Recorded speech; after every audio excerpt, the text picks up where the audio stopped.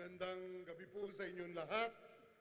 Ang Pangulo ng Republika ng Pilipinas na tunay na nagmamahal sa sambayanang Pilipino, Mayor Rodrigo Roa Duterte.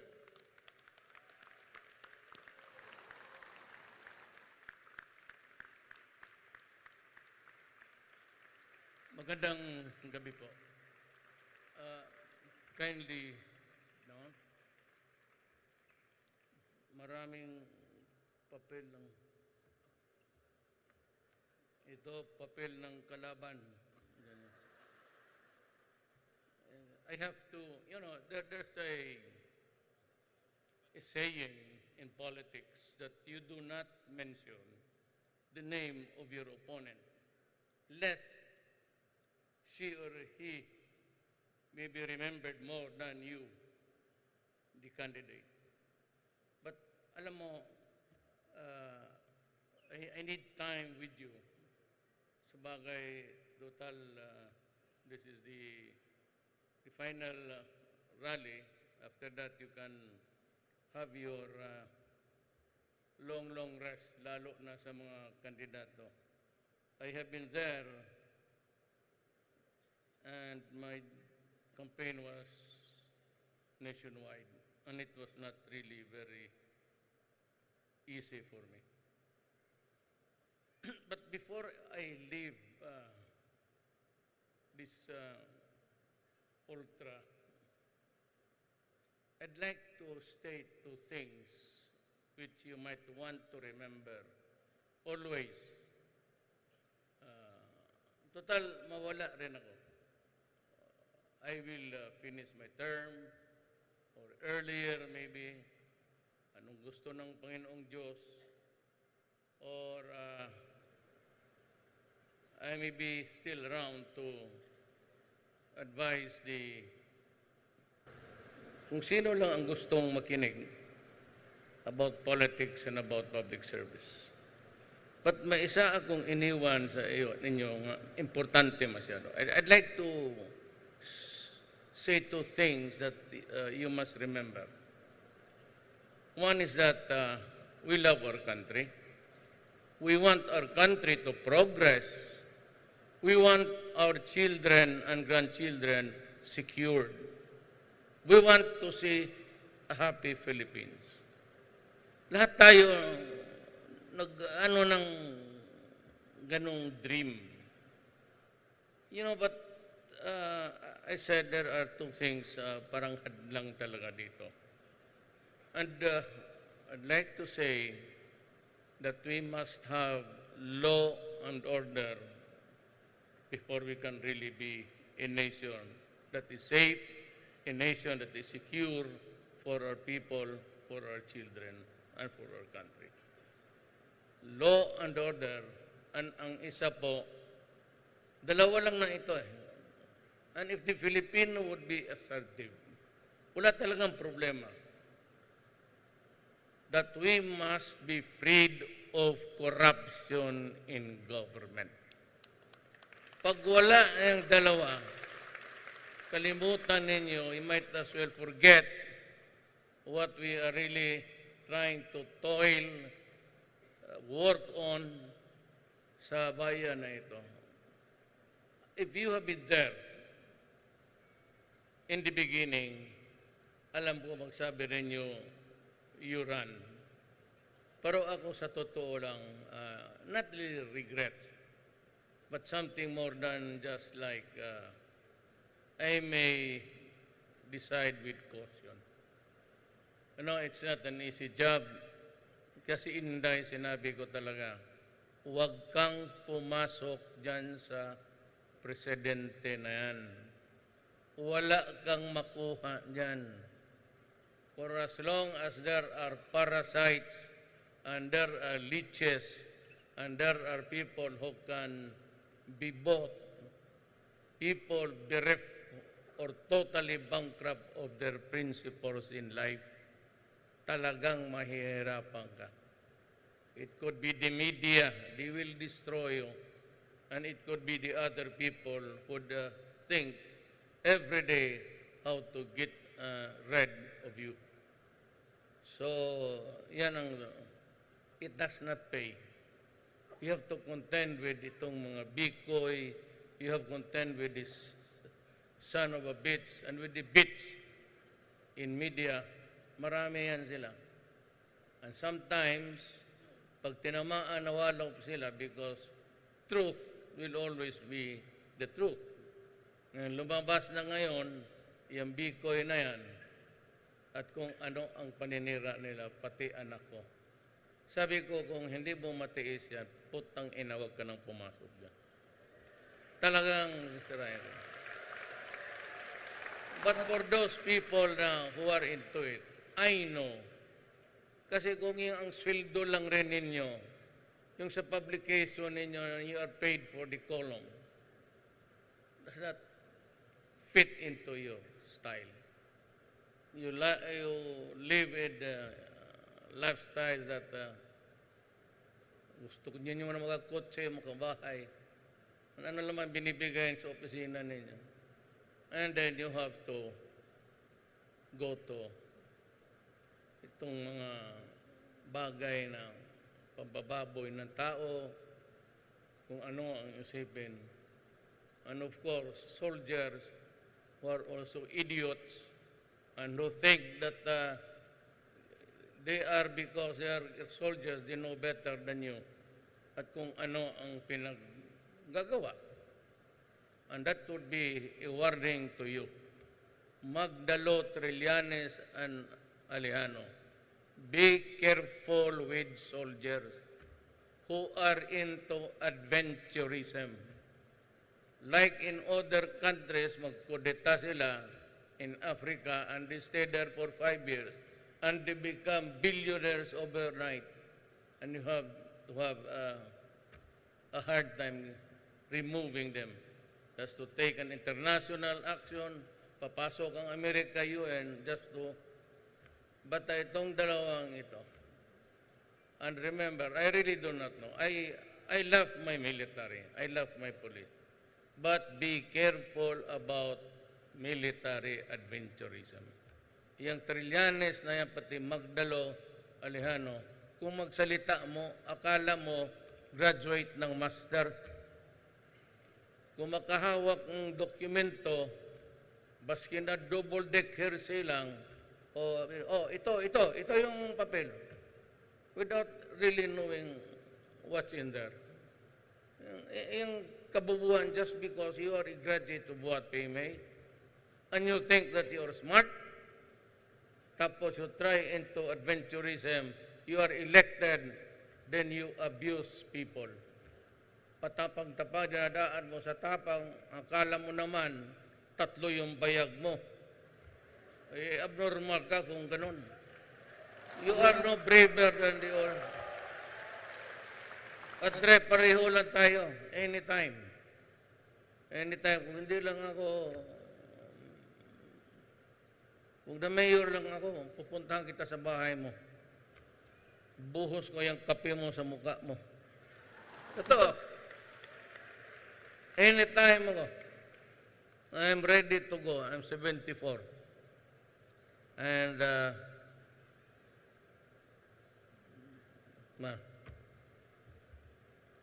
yan, you have to have law and order. Naplansya na natin ang BOL. Sa pagkangayon, what are left are the remnants of lawless people, yung violent people, not connected with an ideology, eximute yung maote, which we are trying to finish.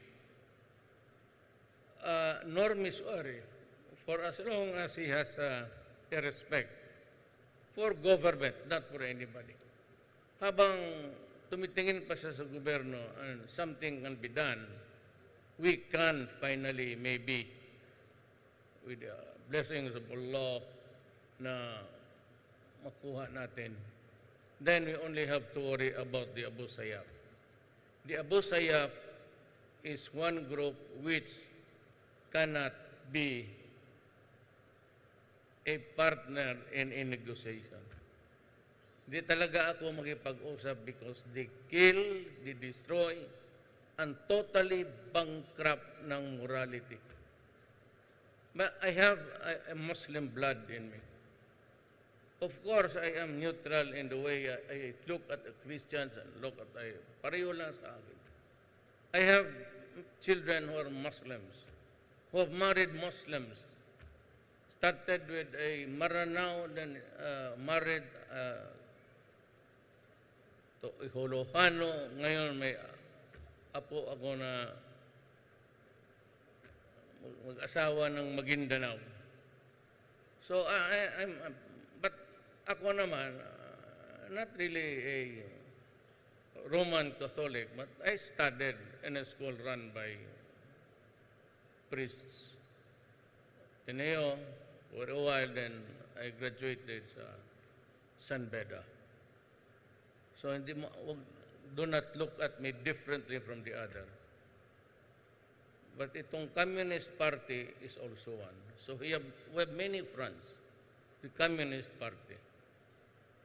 Itong Communist Party na ito, I think, hintayin na lang natin na matapos ang natural life nila pati akin. Kasi matanda naman si Season, o kung kasing tanda ko siya, I'd be happy to go with him hand in hand to the mouths of hell. Hindi ba talaga kami mapunta ng langit? Talagang imperno yan. And mind you, sabi ng mga misogynists, ito si Duterte, pero talaga, it's a reality na ang pinakamaraming maganda sa mundo, diretso yan, kaya ng 8 diretso papuntang imperno.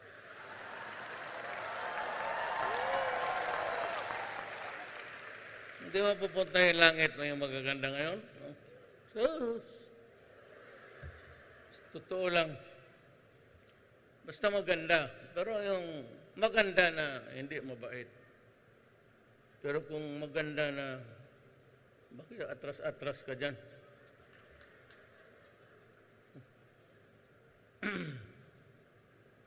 Manager ng Ultra, naniningil ng bayad. Kumaya na lang. Sabi ko, I assure that we will pay. I will talk to you. I will pay. Itong droga.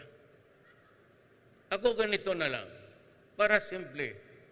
If you believe in Bikoy, kindly vote for the 8 diretso. Pag may niwala kayo, doon kayo. If you want a country of inotel, mga duwag, ayan, ang mangyayari sa gobyerno ninyo. In the so many years, may nakita ba kayo na people who are addicted to drugs surrendering in thousands, and at the end of the day, I see a beautiful woman looking at the floor because she is there in front of me already.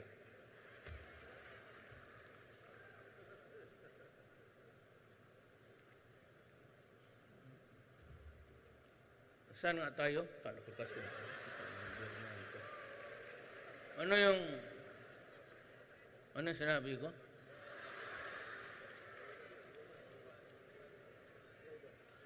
Droga.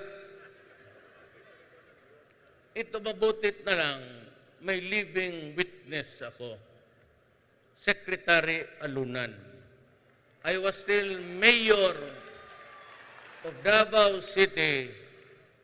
He called us, all the mayor, in Malacañang. Tapos sinabi niya, I just came home from the United States. And I had a talk with people of the DEA, the Drug Enforcement Agency. At ang sinabi sa kanya, as related to us by him many years ago, panahon ni Ramos, he was a DILG. Sabi niya, sinabihan siya ng Amerikano, at the rate that your drug is being swallowed, your country is being swallowed with drugs, we will not be surprised if you become a narco state in a few years. And true enough, wala naman nag-surrender noon ng marami. Until I became mayor, dinala ko si Bato because he's the only one I trusted. Kasi kilala ko. And as a matter of fact, ito si Bato and the rest of the guys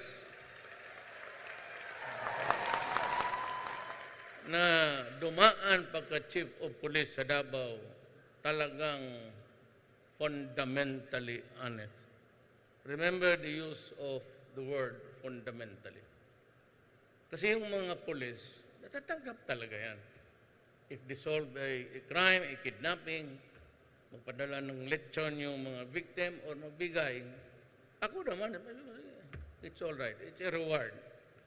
Pero kung sabihin mo itong mga police ko sa Davao, ito si Koy, the Undersecretary of the DILG for the police, si Morente ng BID, ang Bato, itong si Bato, talagang he was my almost second to the last.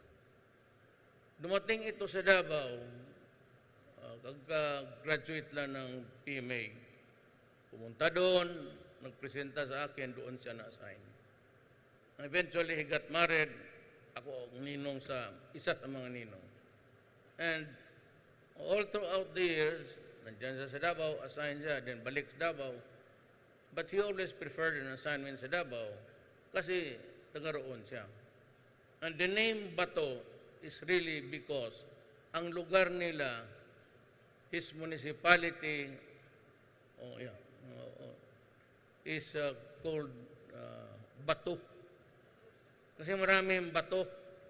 The place is called Bato. Siya, pagpunta, ewan ko kung ano nangyari. Magdating doon sa PMA, naging Bato. Pero lahat yan sila na.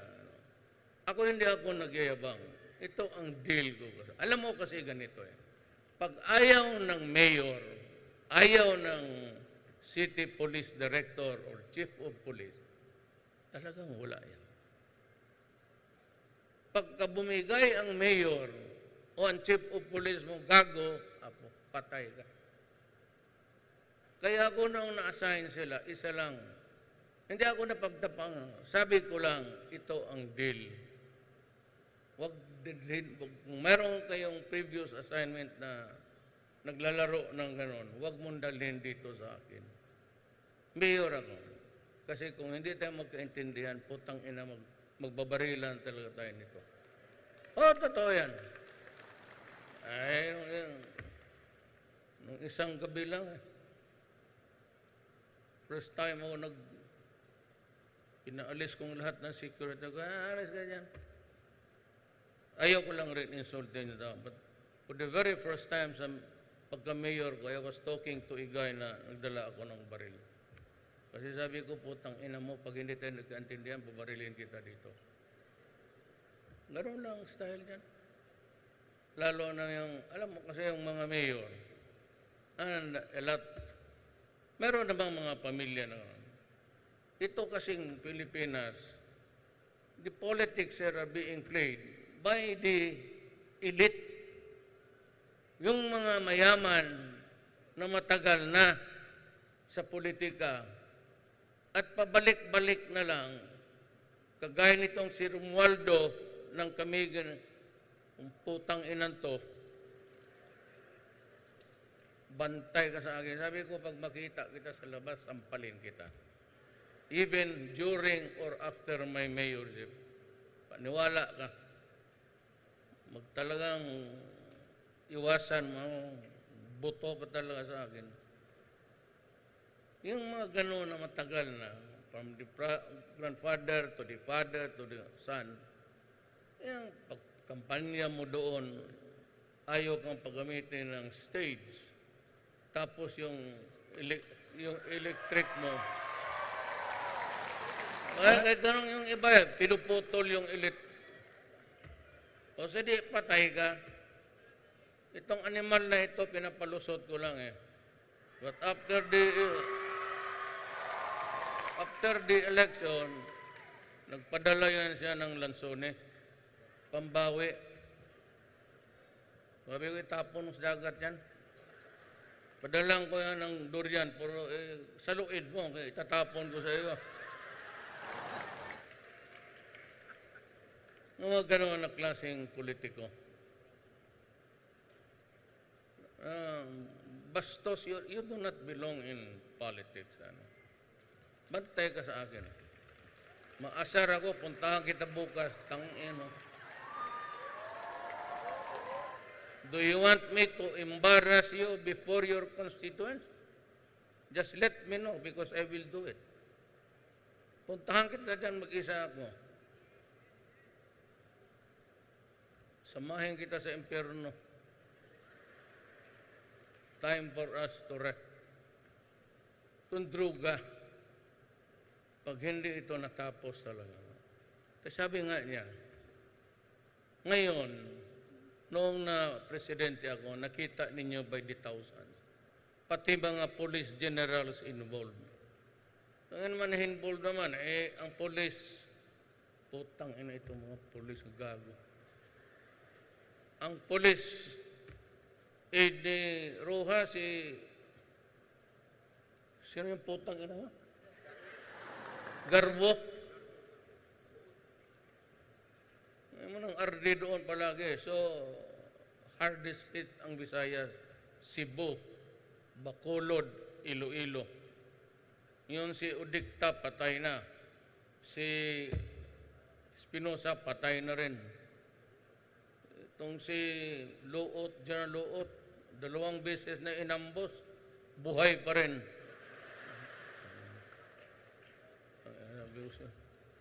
Kabugok naman ninyo ay.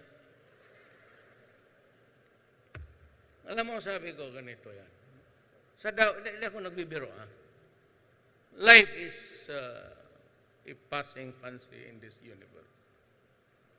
Pero ako dito, I have my own universal identity. Basta ganito lang kami sa Mindanao. My father is Cebuano, but my mother is Maranao. Mahal ko ang bayan ko.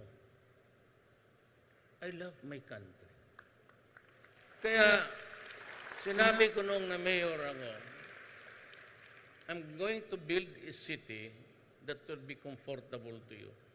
I will return the streets, the plazas, public places. Ang sabi ko sa mga police, chief of police, ask your daughter and wife to go around the city and they come home unmolested, unbridled by any whatever disturbance, robbery, or rape. They come home happy. That is the standard I want for you to do. Ngayon, napunta kayong Davao, ganun talaga. They are walking around free. Hindi ka maglalakad sa daan dyan pagka alas 12, curfew na. Ginusto ng tao Kasi noon, alas 2, binaba ko ng alauna, dumating itong butangira na mayor, nagbubugbog ng sirip. Sabi niya, ngayon, alas 12 na lang. Kaya mag-order ka sa Davao, tatanggalin yung ano mo. Because doon, at 12 o'clock, sarado talaga. Yan, nagustuhan ng tao. You don't fuck with drugs there. Otherwise, matagal. Sabi ko, do not destroy my city because I will kill you. Nung presidente na ako, sinabi ko, do not do drugs in my country. Do not destroy the young of my country, our daughters and sons, because I will kill you. Yan, that statement is directed to the human rights. Putang ina, uubusin ko talaga yung tignan ninyo. Huwag dito.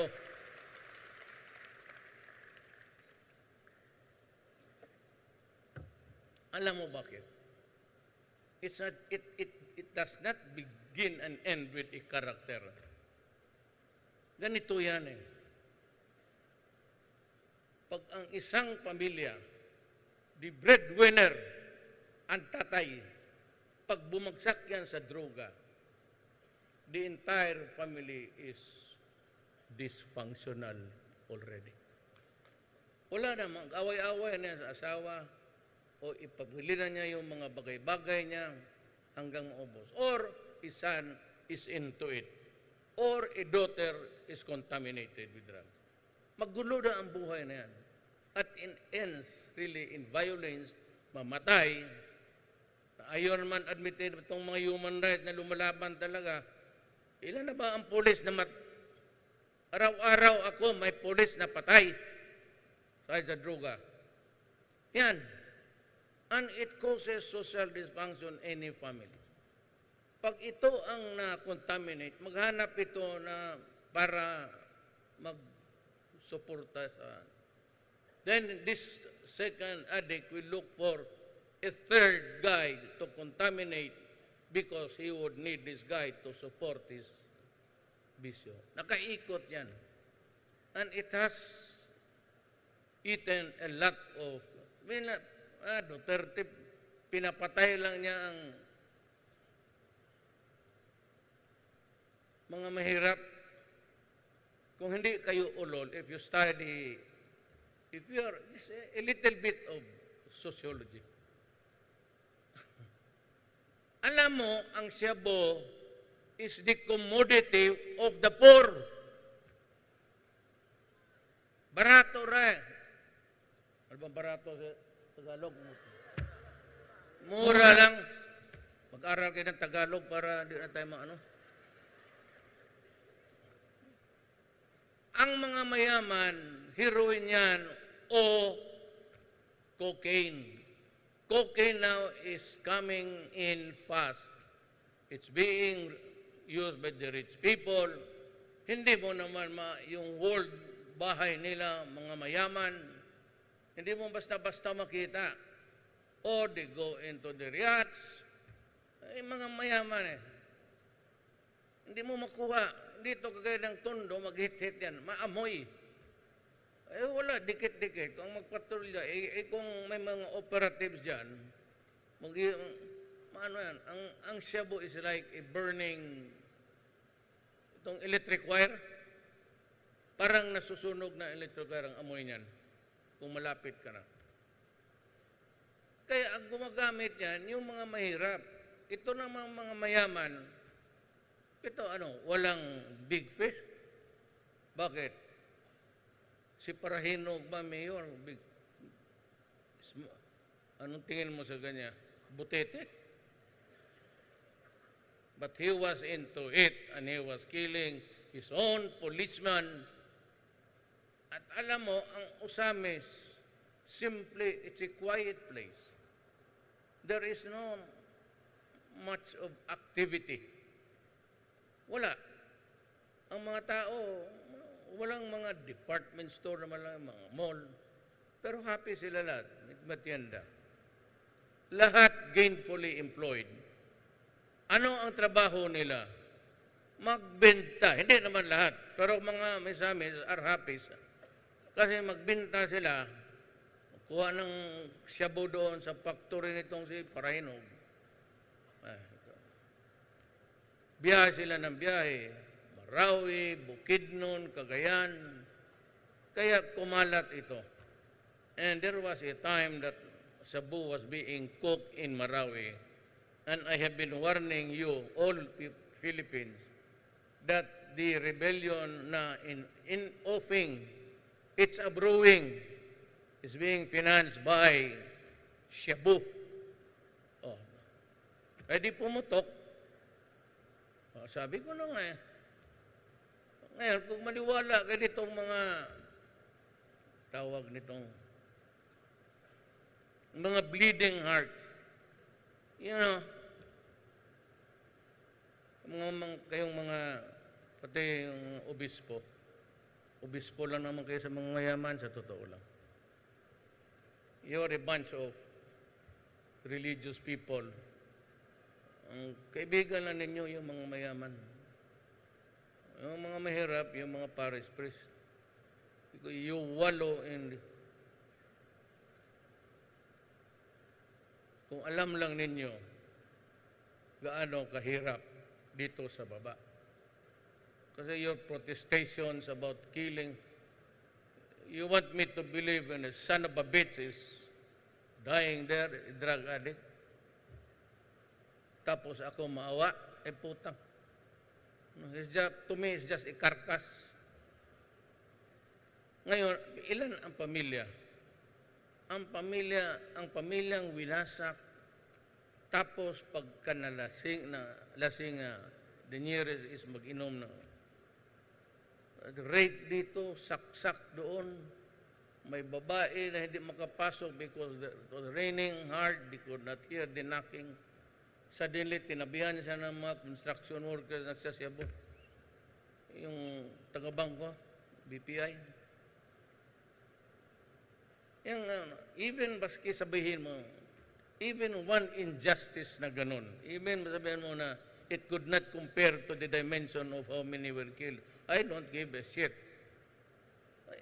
Injustice is an injustice. Kahit ang taga-ombudsman, buntis, she was a prosecutor there. Sinaksak, nagbili lang ng buntis. Ay yung sa Bulacan. Pero patay na yun lahat, ha? Patay. Patay talaga lahat yan. Ni-rape niya ang nanay na bulag, ni-rape yung daughter-in-law, yung anak na 14, pinakialaman pa yung 1-year-old sinaksak sa dibdib. Pagka ganon, Adre, wala na tayong pangkalan. Wala tayong, wag mo akong takutin yung kurte-kurte, yung ICC na, ICC. Para kayong buang dyan. Tinatakot pa ako ng prosecution. You're a shit. And I will not allow myself to be judged. Sino? Yung mga puti. Putang ina ninyo. Bakit nyo ako dalhin doon? Why should I face judges who are not? I don't even know anong trabaho mo, yawa ka. Tapos papuntahin mo ako doon. Pati yung prosecutor ninyo na itim, yung malit punta dito kasi mag-investigate. You do that and I will arrest you. Ipapahuli ko talaga. Honestly. Ipapahuli ko because you are not a sovereign part of my country doing a sovereign function, investigating people for a crime. Bakit ka magpunta dito mag-investigate? Tapon kita sa bintana. Tangina. Umawa pa yun. Bakit ako? Di ako maniwala dyan. Kaya yung, tignan mo yung una, pagputok niyan. Pag ICC, lahat mga abogado ba, constitutionalist, sila, ito nung, itong putang inan to. Itong taga-Cagayan, sabi di, constitutionalist. Putang, ibig sabihin nung, mas bright ka pa sa akin. Hinayaan ko lahat. Di ba may buwan nandiyan sila, extrajudicial killing, ipakulong si Duterte. Hinayaan ko lang. You know why? May depensa ako. Not even sa cabinet may nag-advise sa akin nga ito ang akin lang yun. Nandyan sila sa Alpanilo. Pero may tinago, sabi nila, ganito ang presentation, you cannot prosecute a sitting president. Sabi ko, sige lang. Sige lang. Tapos ako, imbestiga ako dati ni Dilima sa Davao.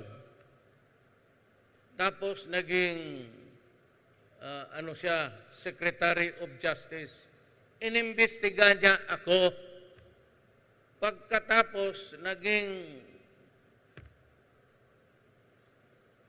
senador. Imbestiga niya ako.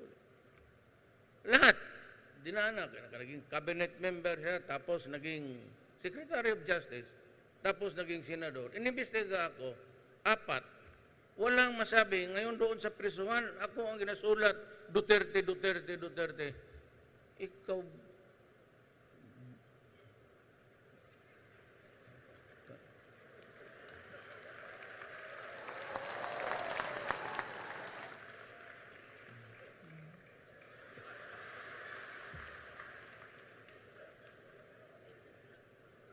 apat na beses mo ko inimbestiga.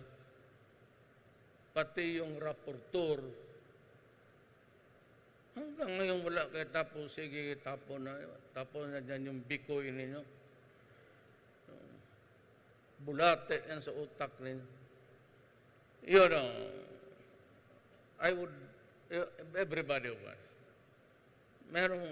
meron tayong, ako ang guide ko sa Bible is, there is a time for everything.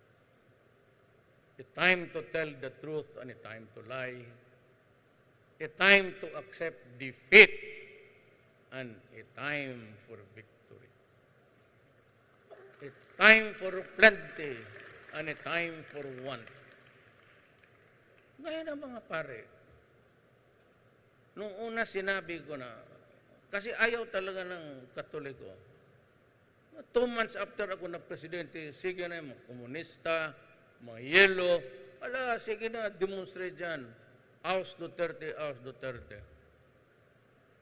Sabi ko, sige lang. Nung sinabihan ako ng putang inang itim na yung ulol, yung pinsan ni King of Jordan, siya yung Human Rights Commissioner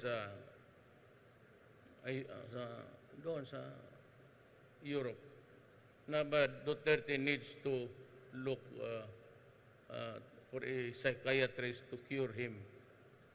Doon ko na binitawan ang depensa ko. Sabi ko, hoy, tang inang letse kang wala kang buhok. Baho mo. Ganito yan. Nung sa Davao, imbestigahan ako ni Dilima. With all the noise, I will prosecute, I will send to jail a mayor. Sabi ko, ang tangina mo. Kasi ganito yan. Nung may disupina na, so ay nag-aral na ako. Nakalimutan itong gaga na ito, na-prosecutor ako. I was doing trial work every day for 8 years. So what about? Well, what about? I studied my case. Yung treaty, yung sa Rome Agreement about yung extrajudicial lahat na crime against the humanity, nag-aral na ako.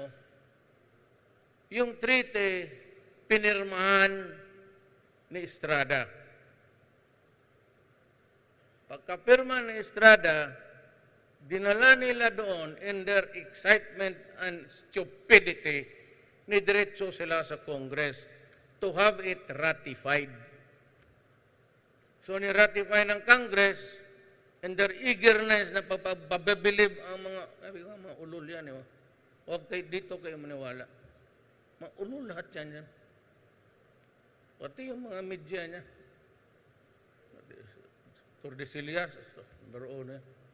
Pera-pera lang yan. Dinala nila sa Rome kaagad. Pagdating doon sa Rome, they attached the agreement. And that was it.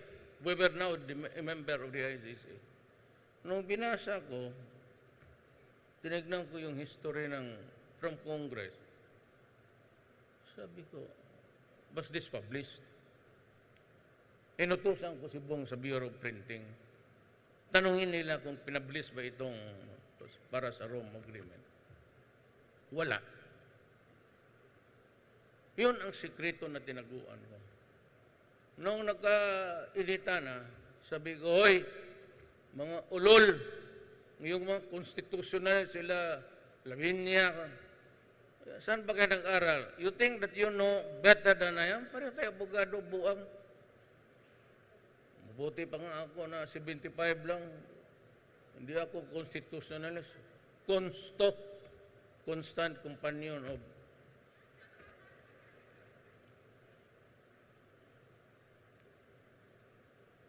hindi nila dinaan. And in leading case of Cañada versus yung executive secretary noon, the Supreme Court said that every law, especially penal laws, criminal statutes, must be published.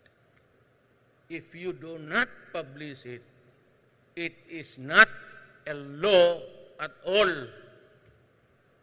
Parang walang batas. So nothing was appended in the True Agreement because that was a spurious and illegal document for not following the requirements of due process. Kasi may constitution eh. No person shall be deprived of life, liberty, or property without due process of law. Now, ilipat natin yan dito sa akin. Ano? Meron bang due process? Wala. Bakit? Hindi nila pinablish. Sabi ng Korte Suprema, kasi yung publication puts everybody on notice constructively. Baski hindi mo nabasa na may batas na kasi pinablish na. Kung hindi mo binasa ang official gazette, malas ka lang. It is not a law, it's not even a piece of paper. It's nothing. Kaya kayo, yung mga abogado who came out forward strongly, that I can be prosecuted, mentioning itong lahat na, do not ever think that you are better than me. Pareho man tayo pumasa ng bar. Ako lang, 75. 75 naman talaga ako nung grade 1 pa. Totoo. Yung nanay ko sabi niya, Rodrigo, hindi na ba talaga ito mataas? Maestra yung nanay ko yun. Sabi ko, ma, hindi ko naman kailangan yung 77, 76. Yung sobra, it does not really matter to me. Ako, basta yung target ko, 75. Pag nakuha ko yan, akyat ako. 75. O pag akyat, 75. 75, 75, 76. Mayroong taon, nag-78 ako. O, tapos yan. Dahan-dahan. Sa law, yan sa Mindula, yan sa Ligarda, Kanto, meron dyan. Ice cold beer. Diyan kami nag-graduate sa College of Law. Sige, inom mo ta. Kaya 75 lang. Sabi ko, mag-aral tayo pero mag-inom tayo. Tapos, pagkagabi, ang girls, so, karami dyan sa San Marcelino noon, mga, sa YMCA ako nakatira. Diyan sa Aroseros. Yung mga magagandang estudyante ng Philippine Normal School, mga taga-probinsya, mga tisay, doon naubos ang College of Law namin. Pero take one ako. Pero alam mo, 75. Wala naman kayong lugi. Baka sabihin yung gobyerno ko inferior 75. Ang mga cabinet members ko, tugade. Yun ang valedictorian namin sa klase. Valedictorian. Sunny Dominguez, Finance. Kababata ko yan. Kababata ako, nagsabay kami. Summa cum laude yan. Yan ang Secretary of Finance natin. That is your guarantee na. Lahat yan sila. Lorenzana, Defense Secretary. Taga-Pikit ko, Tabato yan. Valedictorian yan. Lahat yan sila may Department of, si Lopez, Trade. Cum laude. Lahat yan sila mga tigas. Ngayon, ako, 75. Pero, tanungin ko sa inyo, sino ang nag-uutos sa kanila? Sila o ako?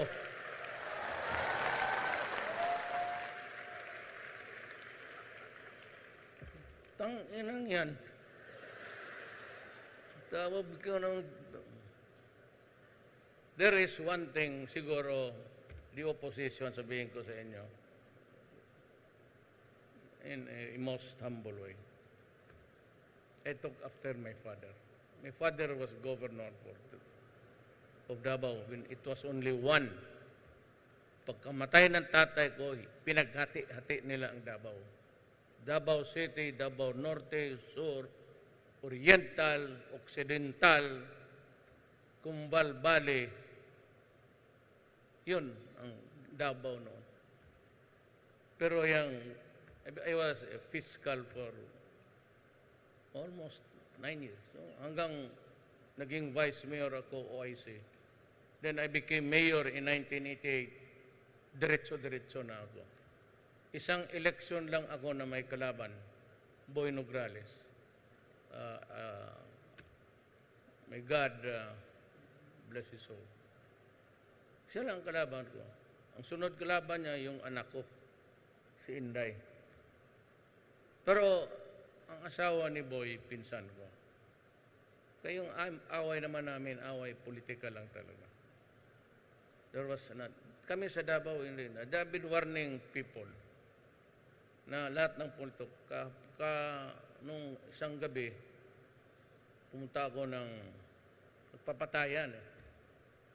Sinabi ko sa kanila doon, as I have said, I may be the president, I may be your party mate, but I can only say what is right and to tell you what is wrong. I cannot use government powers or money. But sino yung mag-abuso talagang. Sabi ko sa military, pati police, stay neutral. That is your job to keep the peace. Lahat ng pulis, talagang pinalitan ko ng lahat, to the last man. Pinalit ko. Kasi nagpapatayan. Tapos may sinabi ako, ayaw kong magyabang eh. Pero may sinabi talaga ako sa mayor doon. First time, mga security ko yan. Mahaba yung table doon eh. Narrow, mahaba. Pinaalis ko yung, tapos yung isa gusto magpaiwan sa comfort room. Sige ko lang, alis ka dyan. First time sa presidency, nagdala akong baril. May kausap ako na tao. Sabi ko, pag nagkamali itong putang inan to, I won't mind losing the presidency. In moments of gano'n, hindi ako nag-iisip na makulong, gano'n. Hindi ako kaya iba na duwag. Ako kung ano lang mag-abot sa akin. A time to be free and a time to go to prison. Ganon yung, ang binabasa ko palagi, yung Ecclesiastes 3.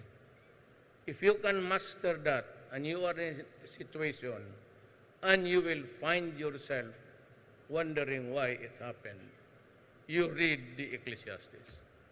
And there is always a time for sorrow, and a time to be full of life, and a time to die.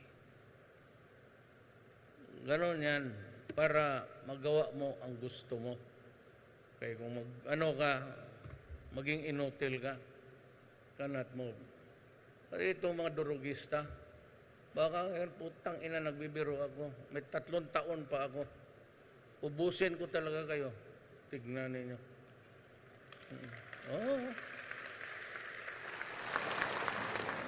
Palakpak kayo dyan, baka na kayo pa ang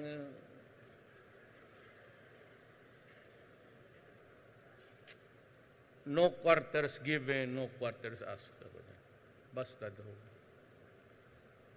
Na dito, wala naman siguro, law and order. Corruption. Alam din yan. I have fired about 5. Most of them kasama ko in 1988, tumulong sa akin. Bayad ako ng utang na loob. Ganon kaming, I grew up in Visayan culture, tatay ko. Naging ano kami, pero utang na loob. Pero bayaran ko yan. Pero kung sabihin mo na i-compromise mo yung gobyerno, ibang istorya yan. Sabi, di talaga ako. Hindi ako nagdadalawang isip. Sabihin ko, Rodrigo, better. Go. Ganun lang. May minsan, isa-isa lang. Talagang sinigawan ko dyan sa loob. Because I had the goal to lie on me in front of every cabinet member. Kaya ako pumutok. Inutang ina. Pero others, quietly, as softly as I can. Now, dito tayo sa politika. Yun lang akin is, para you're put on notice na yun ang programa ko. Total yung man ang sinabi ko. When I was campaigning, I never made any big ticket promises. Why? Because I was not sure where I would be situationally. Amerika, tapos China, kasi inaway ni Noynoy. Nung ang China showed a little bit of animated discussions with us, ito naman yung sa mga Amerika, at the last hour na binili natin yung armas because we needed it sa Marawi, it was a brewing. Presidente ako, yung mga pinsan ko mismo sa Lanao del Sur, tumatawag na sa akin. Sabi, pinsan, nagpapasahan na sila ng armas dito, harap-harapan. So, kulang ako ng armas, nag-order ang previous government, tinuloy ko. But the Americans, for all of their whatever, somebody stood up in Congress, objected to its delivery. Kaya ako napasubo. So, I went to China to explain. I was received well. Sinabi ko ang problema ko. Sabi nila, no need to pay. We will give it to you for free. Pumunta ako ng Russia, naging ako. Nagkaibigan kami ni Putin. Sabi niya, no problem. I'll give you plus some other things. To this day, I have not heard Putin or President Xi Jinping ask something in return. Ni toothpick, wala. So, alam ninyo, presidente ako, hindi ko man so magtigit. But then China came in and made friends. Sige.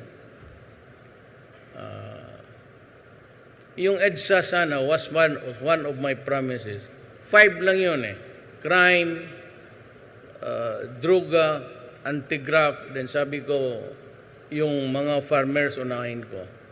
So when I was campaigning, I promised them that itong irrigation, nagbabayad ang mga farmers, sabi ko, for free na yan. Ginawa ko nung na-presidente ako. Wala akong kasi hindi ko alam eh. Nung nakaibigan kami ng China, then alam ko na there was relief in sight. Kaya salamat. So ngayon, kaibigan, you see the little things that are being built there. And hopefully, hindi mo matapos lahat. It takes a long time to finish those things. Pero at least may makita na kayo. Eh kung yan lang naman ang kaya ko sa buhay, wala akong magawa. O yan talaga ang totoo. Huwag kayong kung maniwala kayo sa kanila, sabi ko, doon na kayo sa kabila. Because I need men sa Senate. Kailangan ko ng mga tao na hindi, mamaano yan sila, but di-delay. Kasi ayaw, yung iba kausapin pa, gano'n. Eh kung magsabi ito, ako gano'n eh. Ano ba, legal ba to? Pag magsabi yan sila, sige, go. You know, there is one thing that I'd like to share with you. And I'm not trying to pull any chair. There is not a transaction at all involving public or private funds na kontrata o whatever there is activity in this government. Hindi yan umaabot yung papel na yan sa lamesa ko. It begins and ends with sa kanila. Tolentino, talagang hanggang dyan lang. Kaya kung kayong mga oposisyon, sabihin ninyo, ikulong ninyo ako ng korupsyon, good riddance, wala kayong makuha sa akin. Kasi umiiwas ako. Ang aking kinukuha is 200,000. Yan ang sweldo ng presidente. Tangina liit.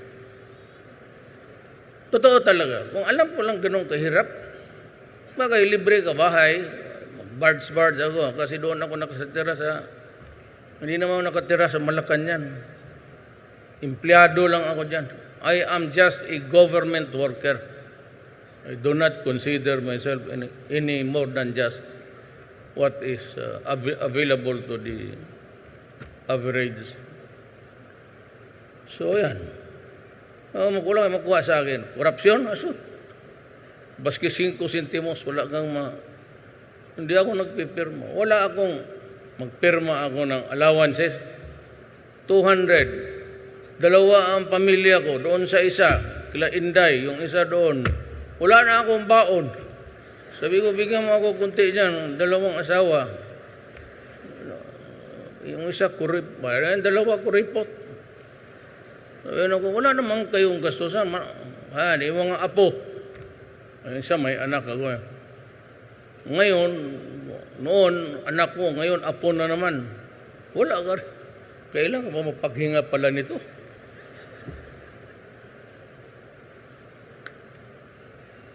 Hindi naman kasi lahat ng anak mo doing well. May iba, iday. Pero yung iba ayaw magtrabaho. Ano lang ang buhay. Ito sa totoo lang ha. Kaya mataas to, pero pakinggan ninyo. Every 3 years lang to eh. Para malaman ninyo, bahala na kayo. Ako, hindi ko kayo kinukubutuhin ninyo ako, pilitin ko. Pakinggan lang ninyo ako. Marami na akong said a lot of things na I'd like to add something that is of what we are here for. Yung akin as president talking to his constituents. Sabi nga nila, huwag banggitin, maruhas. What is in the name? What's in the name? Siya? Is what?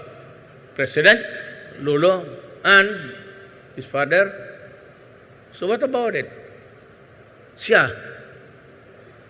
Anong binigay niya sa bayan? Maruhas, panahon ni Aquino, Trade Minister. Panahon ni Gloria, Trade Minister. Tapos Aquino naman, DOTC, tapos DILG. Anong ginawa niya? Hindi, prangka-prangka lang. Popular man si Rojas. I am not saying na mas mahusay ako sa kanya. Watson yun graduate eh.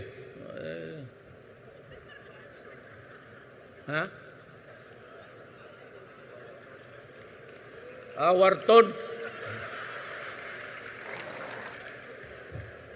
Yan sa kakabiro ko kasi Wharton. Watson, marami yan nga. Kasi sa Davao. Alam mo kung bakit ako ito? Ako when I always say, kailangan mo ng reference. Ako, when I took my oath of office as mayor in 1988, tinanong ako ng media. Yung wala ka kung sabi ko, the party that I am with now will be the party that will be with me when I retire. Ano? Tatay ko, ganun. He stood to his ground and he got rewarded. But that's a long story. Itong batang ito, ang hindi ko gusto, pagka walang bayag. Let me relate to you a story akin. Nung pinatay si Flor Contemplacion, talagang pumutok yung utak ko. Could just imagine a Filipino citizen na bitayin. No, you could have just sent her to life imprisonment, baski na forever. Why do you have to hang a Filipino pagkasakit yan? So yung araw na yon, paglabas ko sa kwarto ko, nag-iyak na yung mga, siyempre yung mga ano niya, simpatya niya, yung mga helper ko. Sir, Bisaya. Sir, gipatay yun nila, sir. Sige lang. Tawagan ko, opisina ko. Si Ibasco, running for governor sa Bon. Sabi ko, magbili ka nga ng tela, kopyahin mo yung flag ng Singapore. Sabi niya, saan? Sabi ko, tangina, yung dictionary na yan na malaki dyan sa City Library, tignan mo sa likod. Yan yung flag of nation. Kopyahin mo. So, magawa kayo ng pakyawin mo. Paspas. At 12 o'clock, bumaba ako, sinindihan ko. Tapos sabi ko, fuck you, Singapore. Yun. That was past. Pero, nagkaroon ng gulo. There was a diplomatic crocus. May tawag, Malacanang. Napupunta daw si Secretary Alunan, DILG. Kausapin ako para mag-apologize. Sabi ko, mag-usap na lang kami, ma'am. Pagdating namin, palapit na sabi na sa insula na lang kami makita ni Secretary Alunan. Sabi ko, sige. Tapos sabi niya na, the President wants you to write a letter of apology. Sabi ko, sir, I would rather step down or you can fire me. Hindi ako I will not contest it. You can fire me or I will step down but I will never apologize. Ayaw ko talaga. Sabi niya, sige, sabihin ko. So, pagdating ng ilang araw, nakita kami ni Presidente, sabi niya, Ramos, kasama sila, sabi ko, ay, okay pala kay Presidente. Was just also looking for a way, in an honorable way, maybe, in the diplomatic world, if you do that. Pero itong buang na ito, si Mar, bakit pumayag siya na itong mga pulis ipadala doon sa Mama Sapano? You know, itong pulis na SAF, they have a special training more than the ordinary policeman. Pero they were created to meet urban terrorism. Urban dito, quite building for building. Pinadala niya doon. Bakit ang una-una, the biggest mystery until now, and nobody, it's always in the minds of Purisima, Rojas, pati si Kino. Bakit nila pinadala ang mga pulis? May training ang komando. They were not familiar with the terrain, the topography of the place. About 6 kilometers away, nandoon yung 4th Division ng Army. Dito ako galit sa kanya talaga. Ang una, bakit di siya magsabi, Mr. President, bakit ang pulis ko padala mo? Bakit yung Army, yung pulis ko dito lang yan sa... I mean, hindi ako nagko-compare. Pero ako, sabi ko kay Presidente Ramos, I will resign. Or you can fire me. I will not contest it. But I will never apologize. Ito buang na ito, buhay na mismo. Alam niya madidisgrasya eh. Ako nung nalaman ko na SAP, sabi ko disgrasya, ubus yan. Because they were not entering a camp, they were entering a barangay, a big barangay, the territory of the MILF. Doon sila pumasok. Paglabas ng to the last man nakuha, gabi na alas 7. Anak ng puta, puro patay lang. So sabi ko na nga. And I know because I was in Zamboanga. I was there to talk to Itausog, mga pinsan ng mga anak ko, na Moro. Eleksyon tatakbo ako. But yet they invited me. So pumunta ako sa Andros Air Base. Ako pati si Beng Climaco. Bong. May isa pang opisyal. Pinatawag ako ni Presidente Arroy. Di pumunta ako doon. Upo kami. Ding sa, good evening sir. Upo na siya. Tapos maya-maya may note na lumalama. Tumitindig silang dalawa. They did it about 3 times. Diyan sila sa likod. May space diyan siya. Sige sila istorya. Pero yung mukha nila sira na. Yung nature. Sus Mariosep. The whole day, ni isang tao, 2 tao, walang reinforcement. And because of one fatal they were afraid they would violate the agreement that government cannot enter the MILF territories until there is peace, a negotiated peace. Hirap Ngayon, pwede na tayo. Nagtalaw. Pumasok yung kaduwagan. Sana niyang kausap na lang. Ayaw ko na lang sabihin. Siyempre, dala. Pero ako, I will not allow.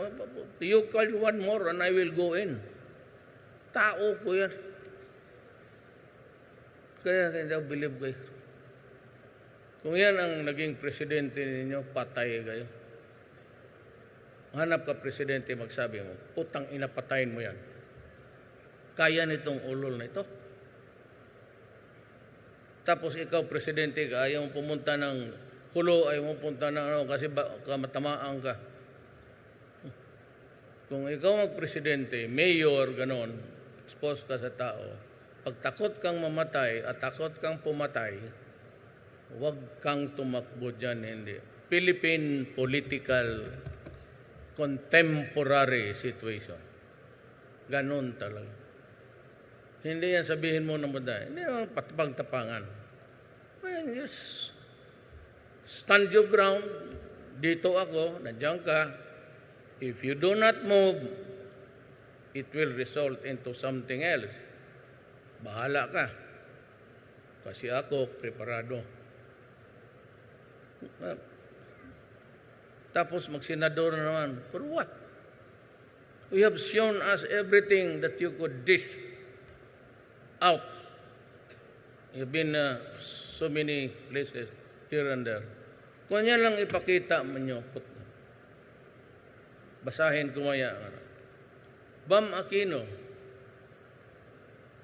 sige lang English. Tagalog naman tayo. Ako nga dito na Bisaya, baski hirap.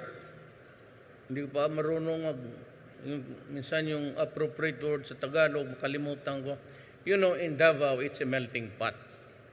Marunong ako maghambal sa Ilonggo. Kasi mga classmate ko, mga Ilocano, nakakaintindi ng Ilocano. Hindi mo ako nakakintandihan ako nag-in-check dahil ang lolo ko Chinese sa mother side. Lola ko, nanay ko, Miss Lisa. Marunong rin ako magsalita ng yung native Dabawenyo tongue. Kaya kaming yung lalo na yung mga anak namin, hindi nyo maintindihan. Kasi pag makausap mo, though it's not their fault, they go in and out of Tagalog pati Visayan words. So hindi mo makuha lahat. Pinaghalo-halo na ng mga anak namin yan. That's why yung prejudice sa Bisaya medyo nawawala na. Kasi yung man ang dahilan rin. Yung dahilan na alam mo noon sa eleksyon yon, sinabi ko, ito namang media na ito, kunwari nilabas, nagyayabang ako. Yung biro-biro na Bisaya. Ako may kasama ako sa eskwelahan. Binaril ko talaga sa loob ng eskwelahan. Yung slur na Bisaya. Bisaya, bukid niya. Ganon. Putangin ako. Atong mga Bisaya, alis kayo. Itatato lang kami yung Bisaya. Sabi ko, pag tinamaan mo ako po, babarilin kita. Kahit tinamaan ako, binaril ko.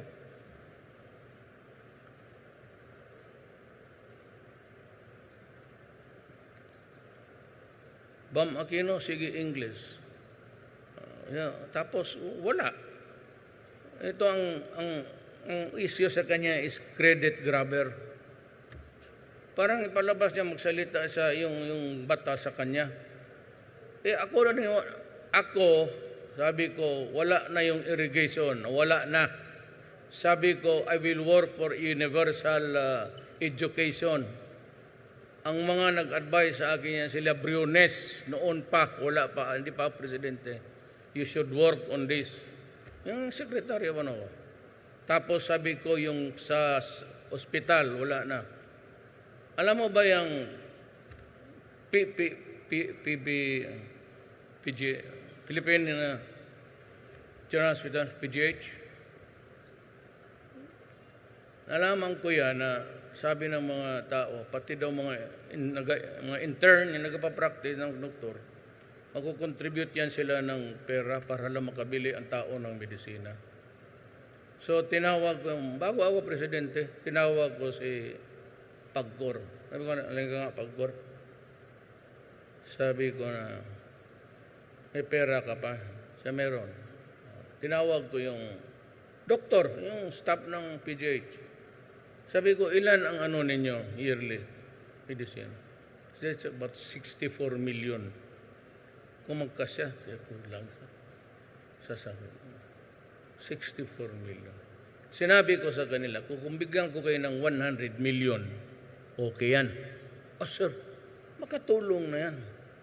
Yearly, sir, no. Monthly, 100 million kayo. Totoo, utak kayo ng PJ. Kung ano kayo punta dyan sa ospital ng mayaman, di kayo nakakabayad dyan. Kung medisina lang meron, hindi ninyo maubos yan. Kaya maghanap kayo ng sakit para maubos yung pera dyan. Totoo, 100 million yan sila. Ang Philippine veterans, 50 million a month. Ang AFP Center, 50 million a month. Hindi na nila maubos yan.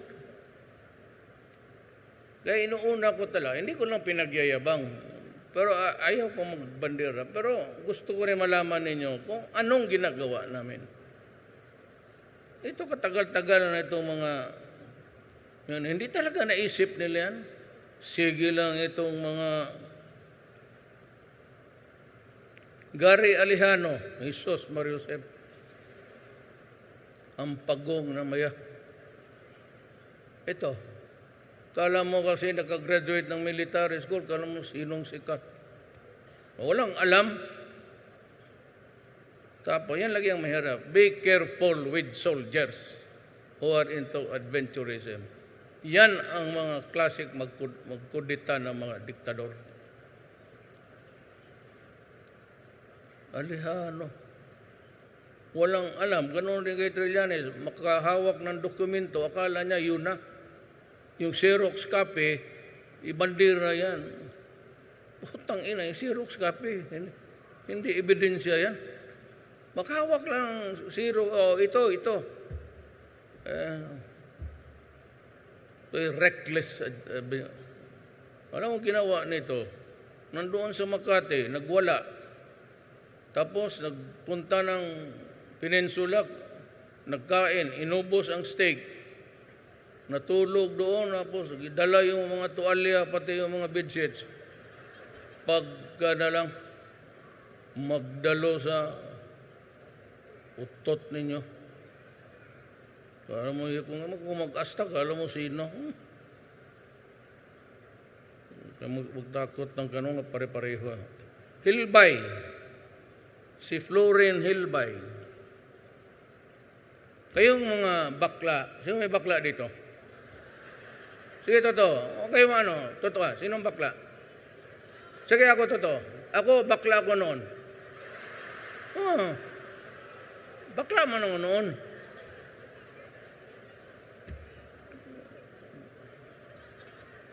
Tapos na kilala ko si Birna Romulon, naging lalaki ako sa awa ng Diyos. Bumalik. Magtawa dyan, baka sabihin lang hindi totoo.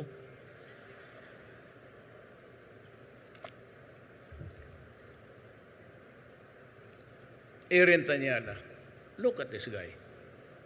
We elected him as Senator of the Republic of the Philippines. He was getting his salary from government. Anong ginawa niya during his time? Most of the time, he was in court defending the communists. Yung mga kalaban who would oust us from government, yun ang dinidipinsahan niya. The enemies of the state. Tignan mo kawalang. Ang tatay niya, nationalist, hindi communist. Tanyada was a very good lawyer and a thinker. Ito si Aaron, he lost his way while going to the market. I don't know, but anong nangyari itong taong to? Walang ginawa kundi magdepensa ng makalintal. You think he is good for the country? Have you seen him defend a poor man dyan sa korte? Did you ever hear him talk about what ails this country? Lalo na sa mga pobre. Mga kliyente nito, election lawyer to, mga dato, mga mayaman. I have not seen him defend a poor man.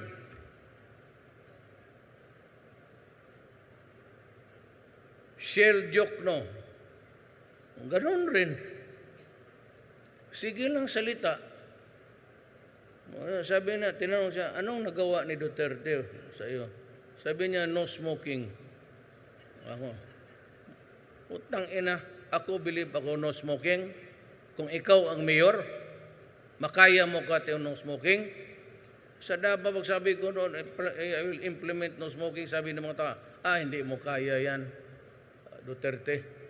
Ano yan? Kasi addiction yan eh. Sabi ko, hindi bale, subukan ko. Hindi mo kaya yan. Yung mga kabarkada na kababata mo. Mahirap yan. Nang nigarilyo sila. Sabi ko, sige, subukan natin. Sabi ko, no smoking. Pinakain ko yung putang inang foreigner. Kainin mo yung sigarilyo mo. Pasabugin ko yung bayag mo, litse ka. Pinatungan ko ng 357. Tapos marunong sa baril. Kinak ko talaga eh. Yung hammer. Putla siya. Simula noon, Davao. Sa labas, kainin mo. Putang ina, kainin mo yan. No smoking. It's healthy. Do you think, bakit ang cancer may tama ang asawa pati yung bana? Kasi kami hindi lang asawa. May bana is sa amin is the husband. Asawa is the wife. Sa mga opisina, tingnan ninyo ang statistics noon. Cancer. Pare-pareho ng mga empleyado pati yung mga lalaki. Why? Because of the second-hand smoke. Kaya ang asawa mo pagka nag-cancer, mo sabihin na, iyo yan. Lalo na yung mga style noon. Tatay ko. Tapos, dyan sa ashtray. Puno. Kaya alam ko yung tatay ko, mamamatay talaga ng, sabi ko, ito, patay. Mabutit na lang, nanay ko, medyo, maranaw eh. She lived until 97 years old. Tatay ko died at 56. Yan, sigarilyo. Pagka, may gusto akong pero wag na lang.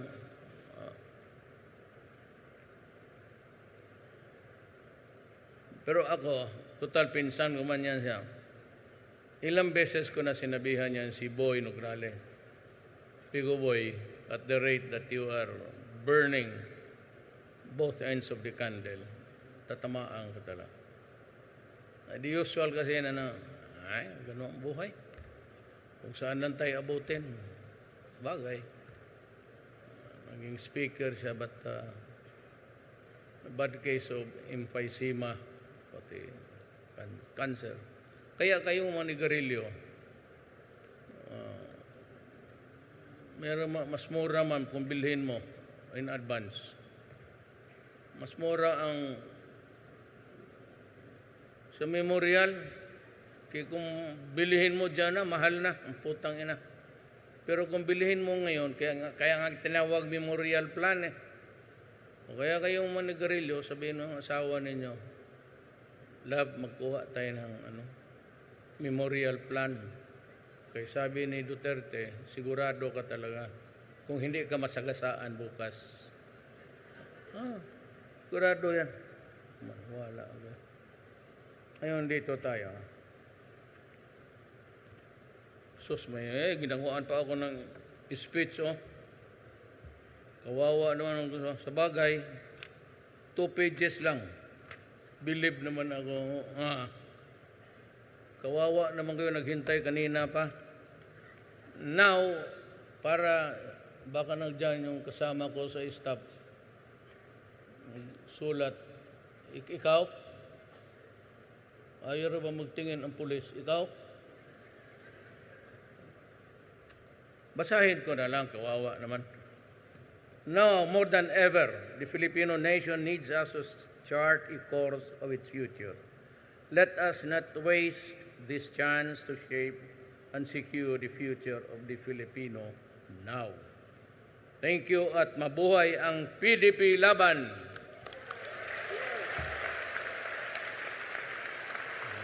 Tama na mag-usap pa tayo ng eleksyon. Nasaan na yung yawa na?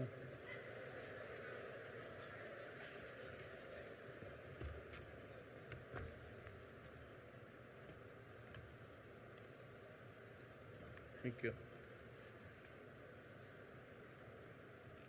Dong Manggodadato.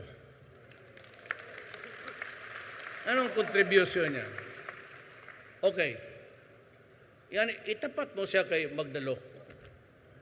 Itapat mo siya kay Aliano o kay Trillanes. Anong nagawa nila? Hindi siya mismo, pero buong pamilya. Alam ninyo yan. Alam ni Secretary Alona yan. Every time, ang history ng Mindanao has always been a violent one. And every time, we always try to, mas tawag natin, masahiin mo lang. And of all the families na talagang parang hostile sa gobyerno, marami yan sila. Pero itong mga Manggodadato, pati ito si Dong, they never took arms against the government and they never spoke against whatever, the integrity of... Hinayaan lang nila, tumulong lang sila. Ito si Dong, congressman to. So noon yung magkabanata na, sila yung tinatawagan namin. Ako, siyempre, may access ako doon sa Nangausap ko sila. Pigilan lang yung mga tao, ang mga Maguindanao. All those years na may cease of battle, maasahan mo talaga na pro-government at tinutulungan tayo. Mga in terms of lives, I would say, kung had he not prevented the hostile, sabi ko ng 50 mayroon, mil na buhay. Yan ang contribution nila. At saka silang pinakamalaki, Habinto, Maguindanao, flat masyado yan. Puro palm oil yan. Kanila yan. Sabihin lang nila, mahiya siya kasi kanila. Kaya talaga ito si Dong,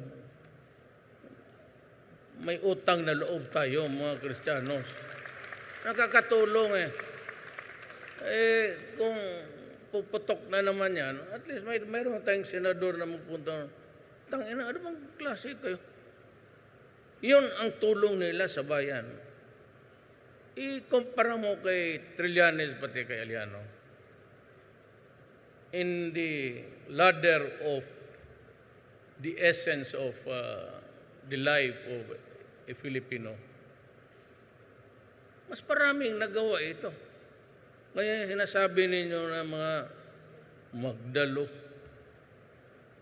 Bato de la Rosa,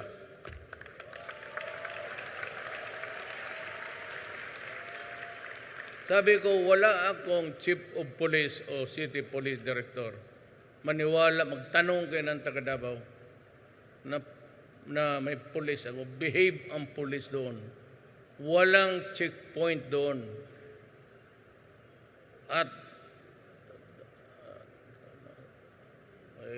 ito, nakikita. Nanampal talaga ako ng pulis. Totoo lang. Sipa. Pero yan sila, sinabi ko talaga. Wag. Pero ang suporta ko nandyan. Mga pulis nagkasakit, mga pulis nagkakaso, ako yung magbayad ng abogado, ako pa magbayad ng take-home pay nila. Because the time na mademanda yung mga pulis, wala nang sweldo yan. Wala nang kainin ang pamilya. Wala nang bigas, wala nang panong.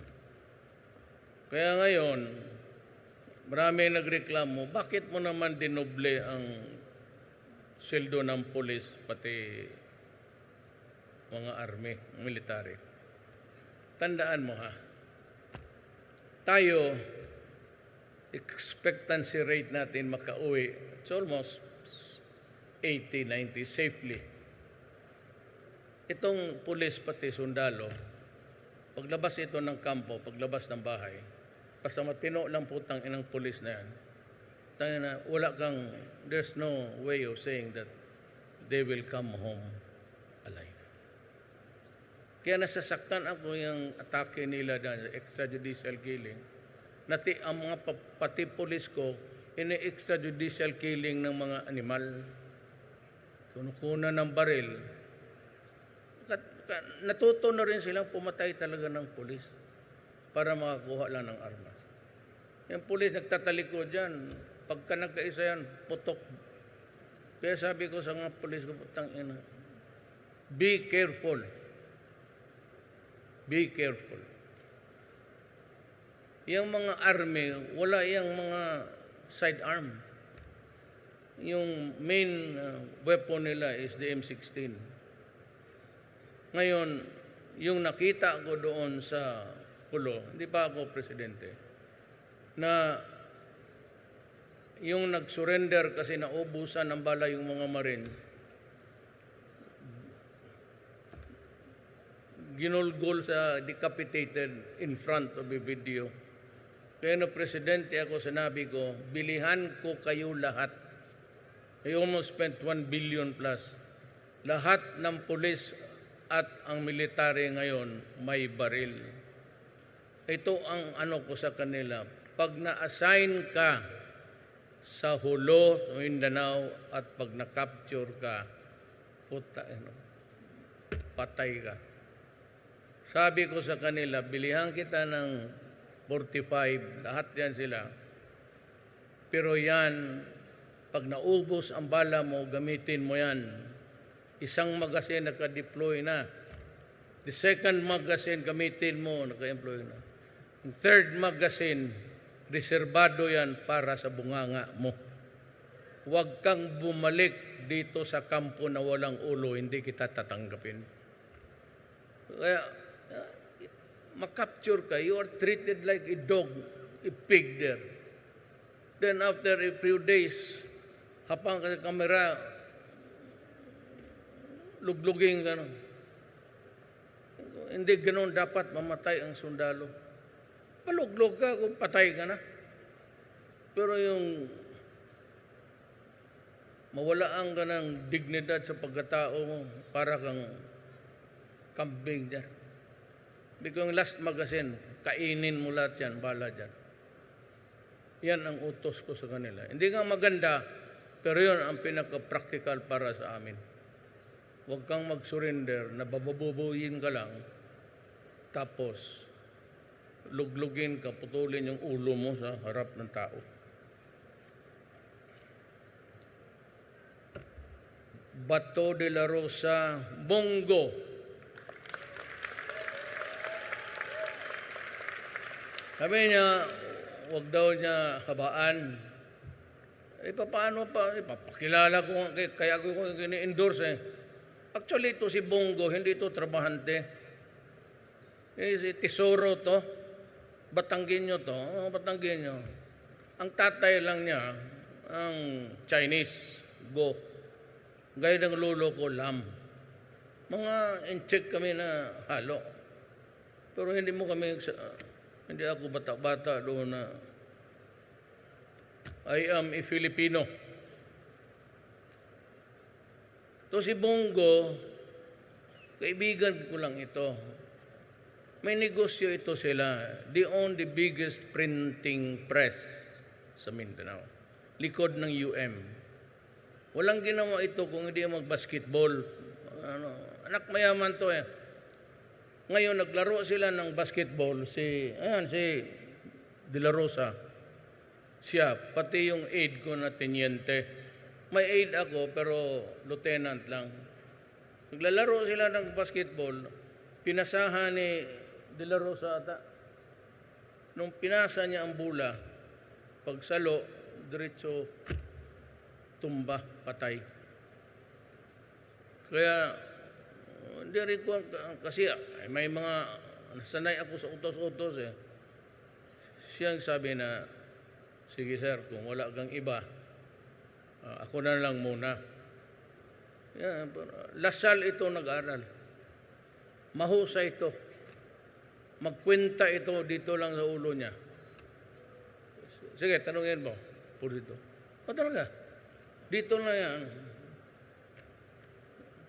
Ewan ko kung anong tinuro sa mga pare ng Lasal.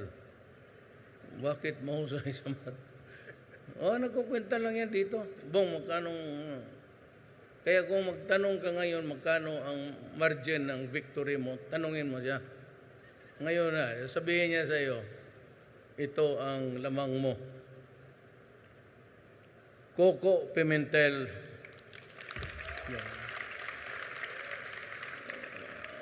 Parang ako tuloy ang manliit dyan. Basta ito, si Coco is a very good public servant. May prinsipyo. Pero pareho ko, nakadalawang asawa yan siya. Hala, nandyan si Mama kang sabihin na naman misogyny na totoo man.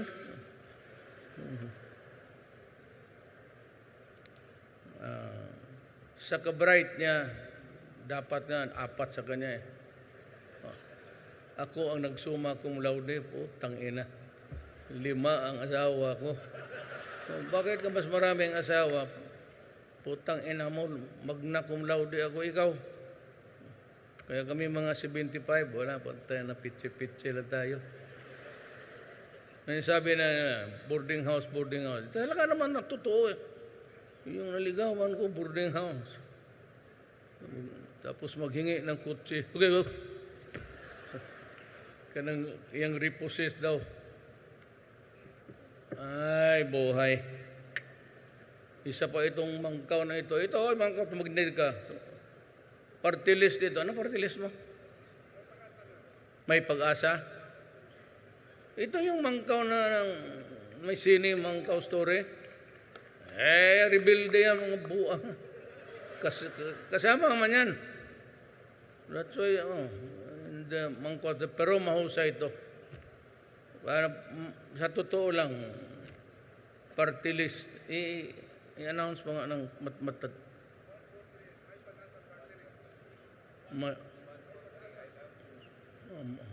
may pag-asa party list. Tuwin ninyo kay militar yan. Anak lang din ng mahirap yan sa Davao. Totoo lang. Sa Davao, anak ng mahirap lang yan. Kaya lang, pumasok ng PMA, tapos gusto ka agad mahunta. Gusto maging presidente ang mga buang. Hintay kayo. Demokrasya tayo. Eleksyon. Hunta-hunta.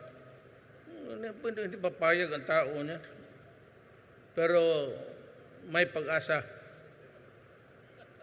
Kung wala naman kayong party list, yan na lang ilagay ni totoo. Ilagay nyo si talaga. Kaya lang, ang kasalanan nito, nagkudita.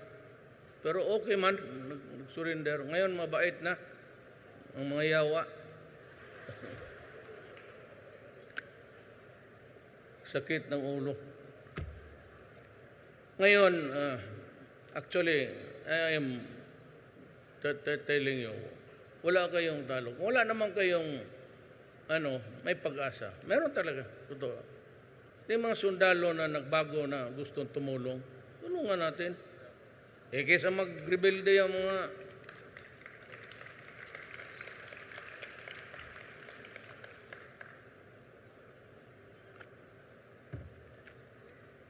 Francis Tolentino. Ako nagtaka talaga ako kung bakit I was not successful during the first time. Manalin, makinig ka ha.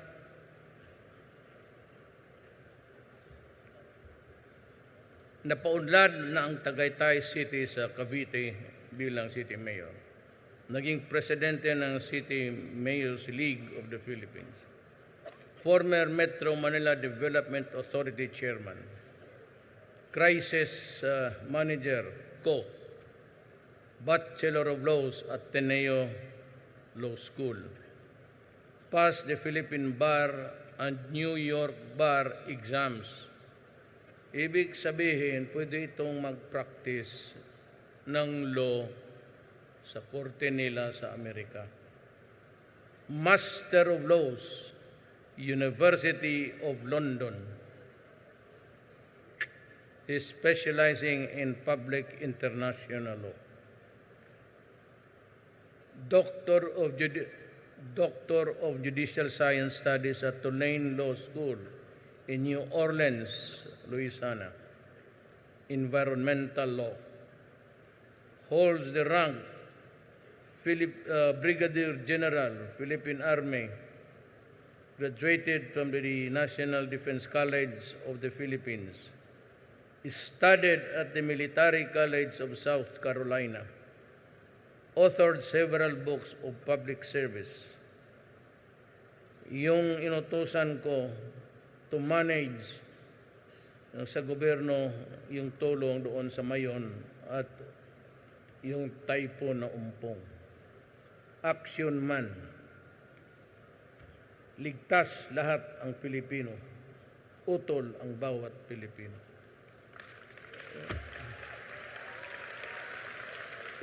Ipalit mo ito kay Shell Joke, no? Lahat ng kaso ng Pilipinas, yes, siya yung defense.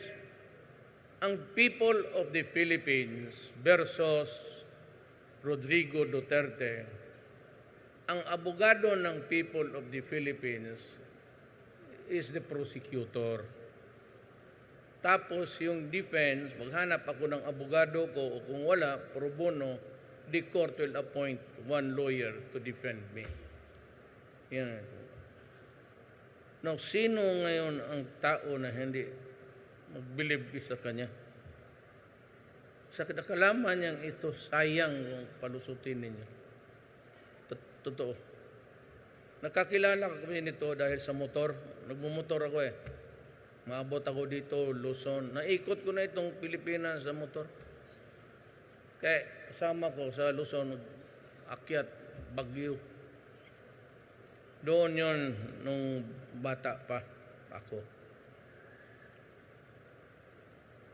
Ngayon, bata pa rin ako kasi karaming magaganda. Hindi ko lang maano.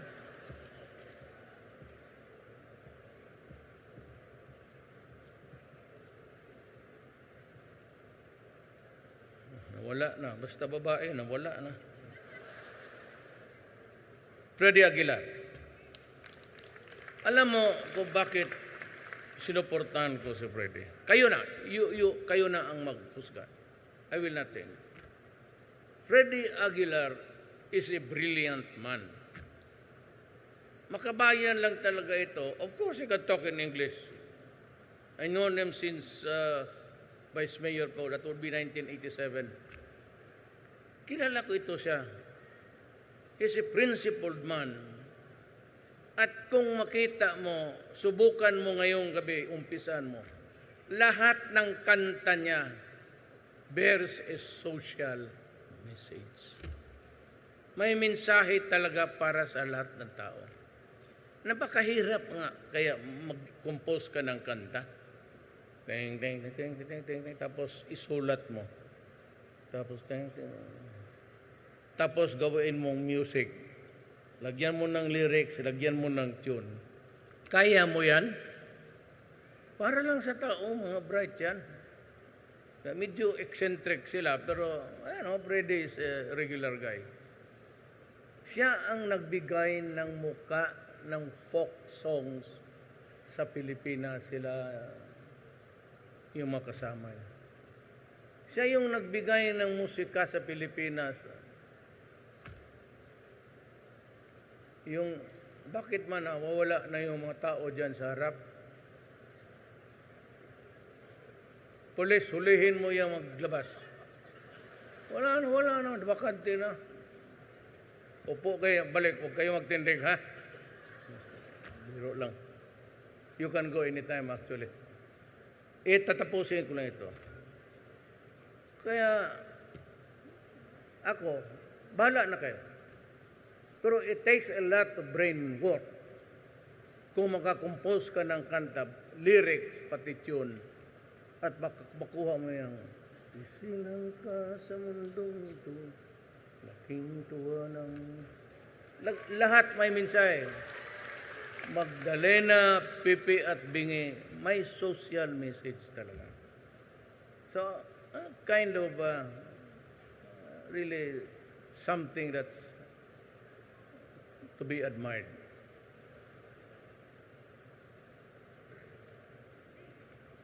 Si Secretary Alunan, do I have to introduce? Siya yung aming DILG Secretary. At that time, panahon ni Ramos, may red flag na tayo.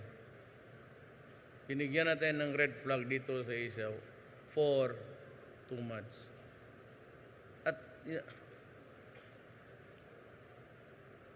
yung sabi niya na mag-narco state tayo, nag-umpisa na talaga sa panahon ko. Pinasok na congressman, mga mayors, at ang barangay captains, they were using their powers to...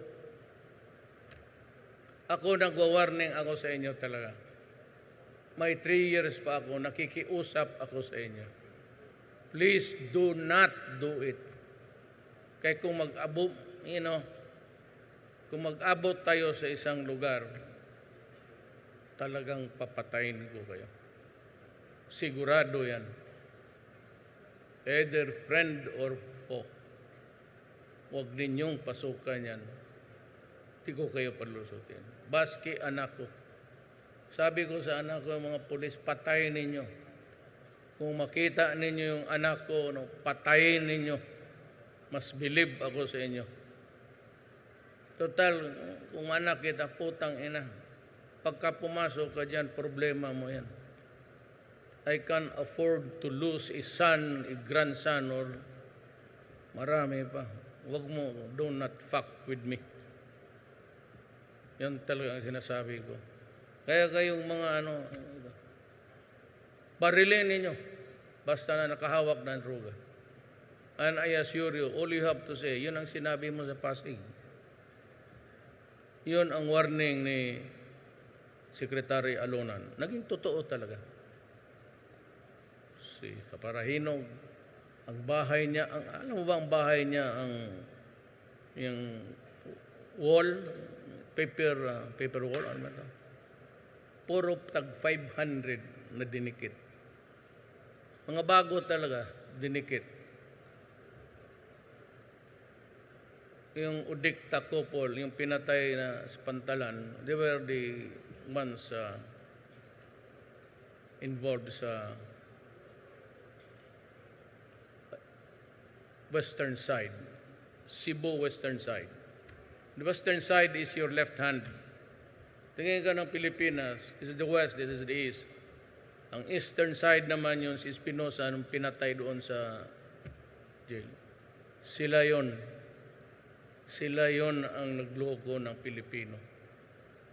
Dito sa Bacolod, bago lang,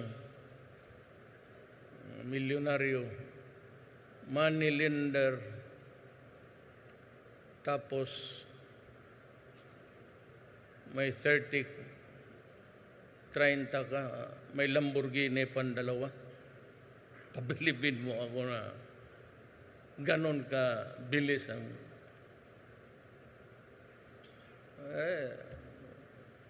tayong magawa.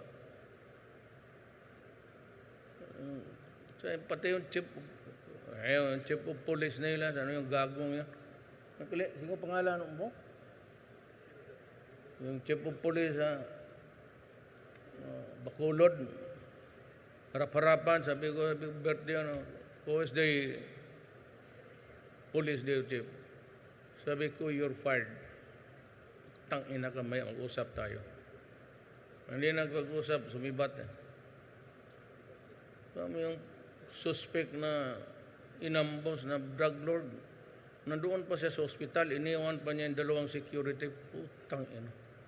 Kaya pagbaba ko sa aeroplano, in public, hiniya ko talaga.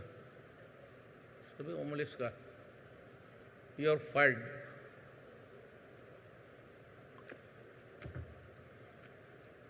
Senator Sani Angara is perfect, actually.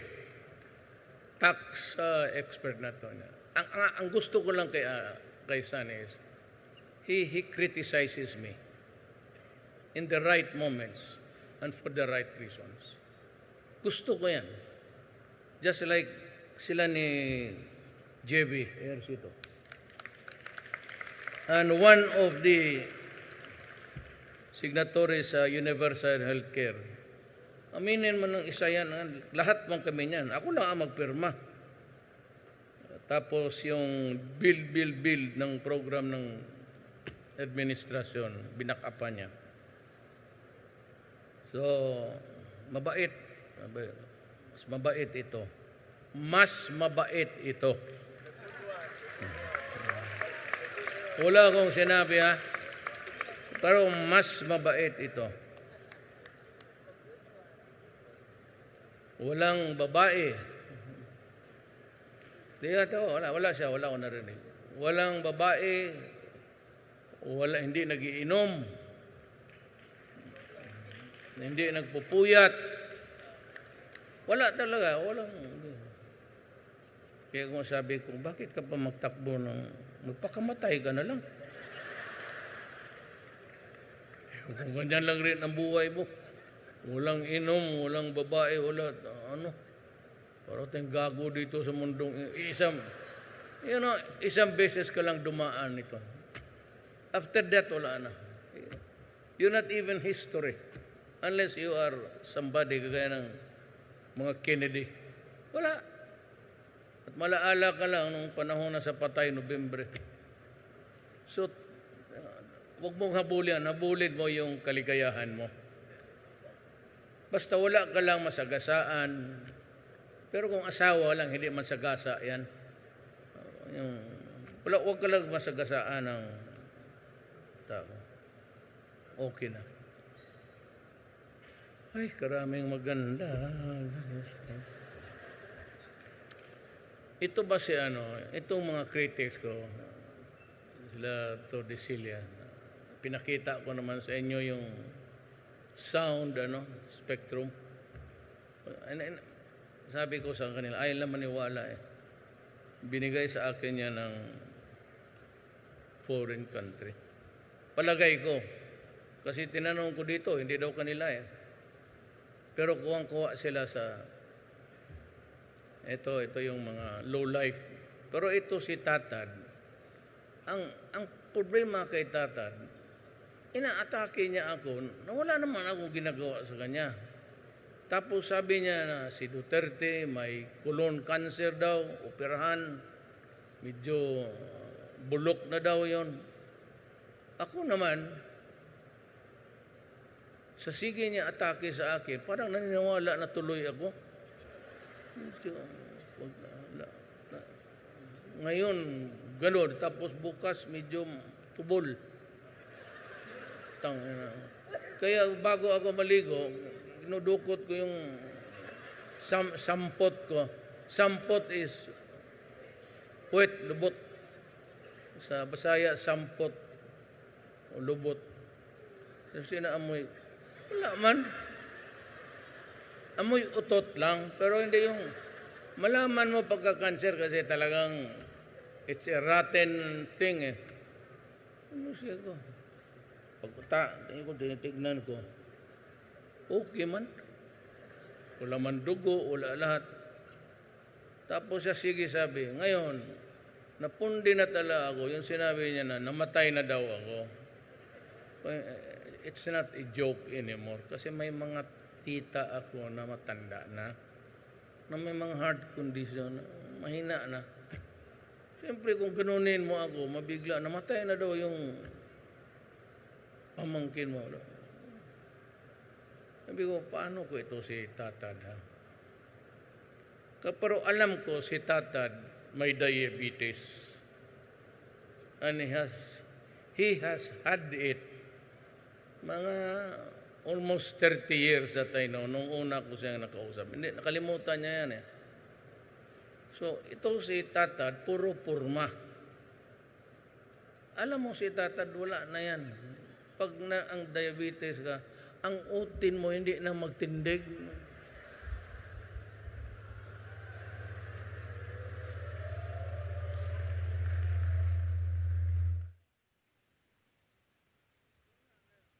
Diabetes? No more.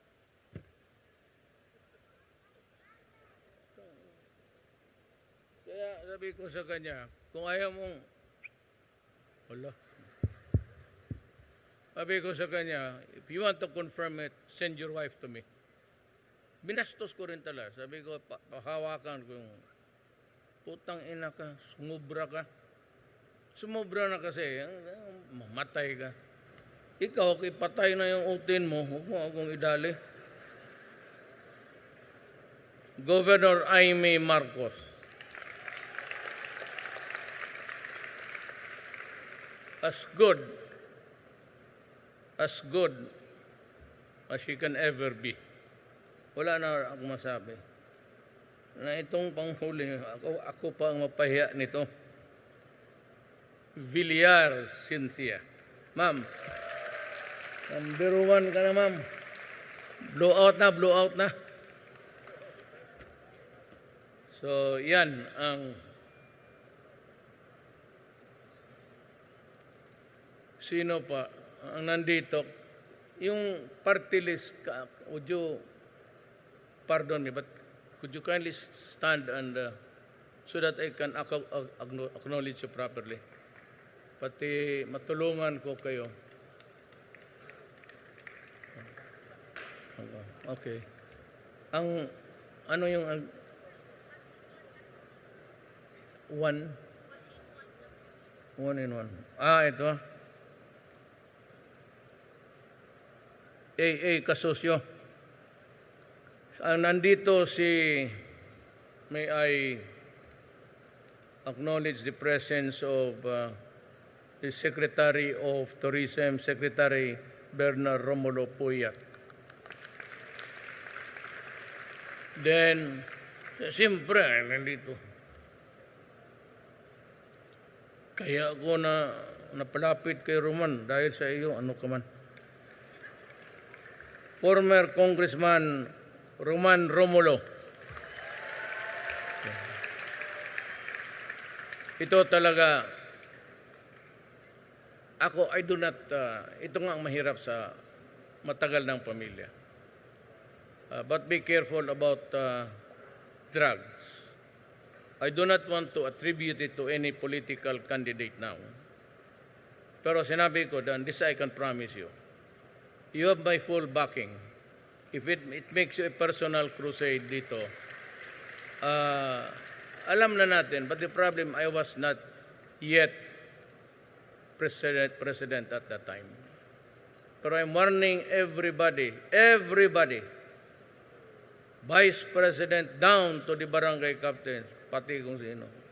Friends, kaibigan, pati kalaban, huwag talaga kayong pumasok ng droga ngayon. Iyayariin ko kayo.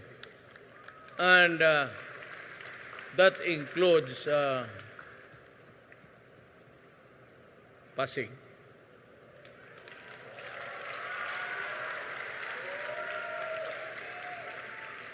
Either if you're the mayor, kailangan kang hintuin mo o hintuin kita para makapaghanap kami ng iba. Totoo. Yan din ang sinabi ko doon sa mga mayor nung pumunta ako. Please do not do it. Do not make yourself as the final solution. Pag wala na talagang iba, nasa kanto ng tao, pahirapan kami, human rights, kung gano'n, let's say, tapusin na natin ito. Ngayon, bago ako magtatalikod, nandito si nanay ni Coco, Mrs. Pimentel. Ma'am, good evening. I'm happy to see you. Tapos may dito sa harap ko, si Congressman Sandoval, re-electionist rin. Mahusay rin. Has been there and has been doing good. Ito yung taga Malabon. At ang kasama niya, ang mahal niya sa buhay, ang Vice Mayor, si Jenny Sandoval. Payat na sa kampanya, oh. Wala na. Butit na lang, nahinto na ngayon. Totoo, ang payat mo, ma'am. Sino pa ang gustong tumakbo o tatakbo o magpabati na lang?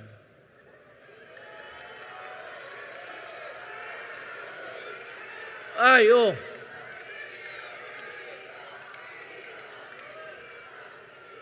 Nandito si Mayor Lim.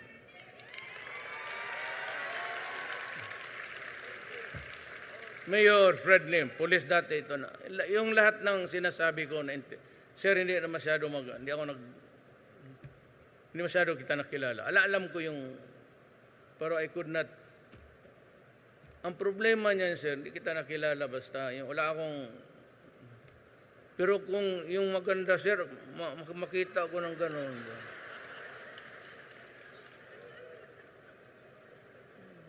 Oo, ano doon, no? Mag-Jollibee tayo yan. Yun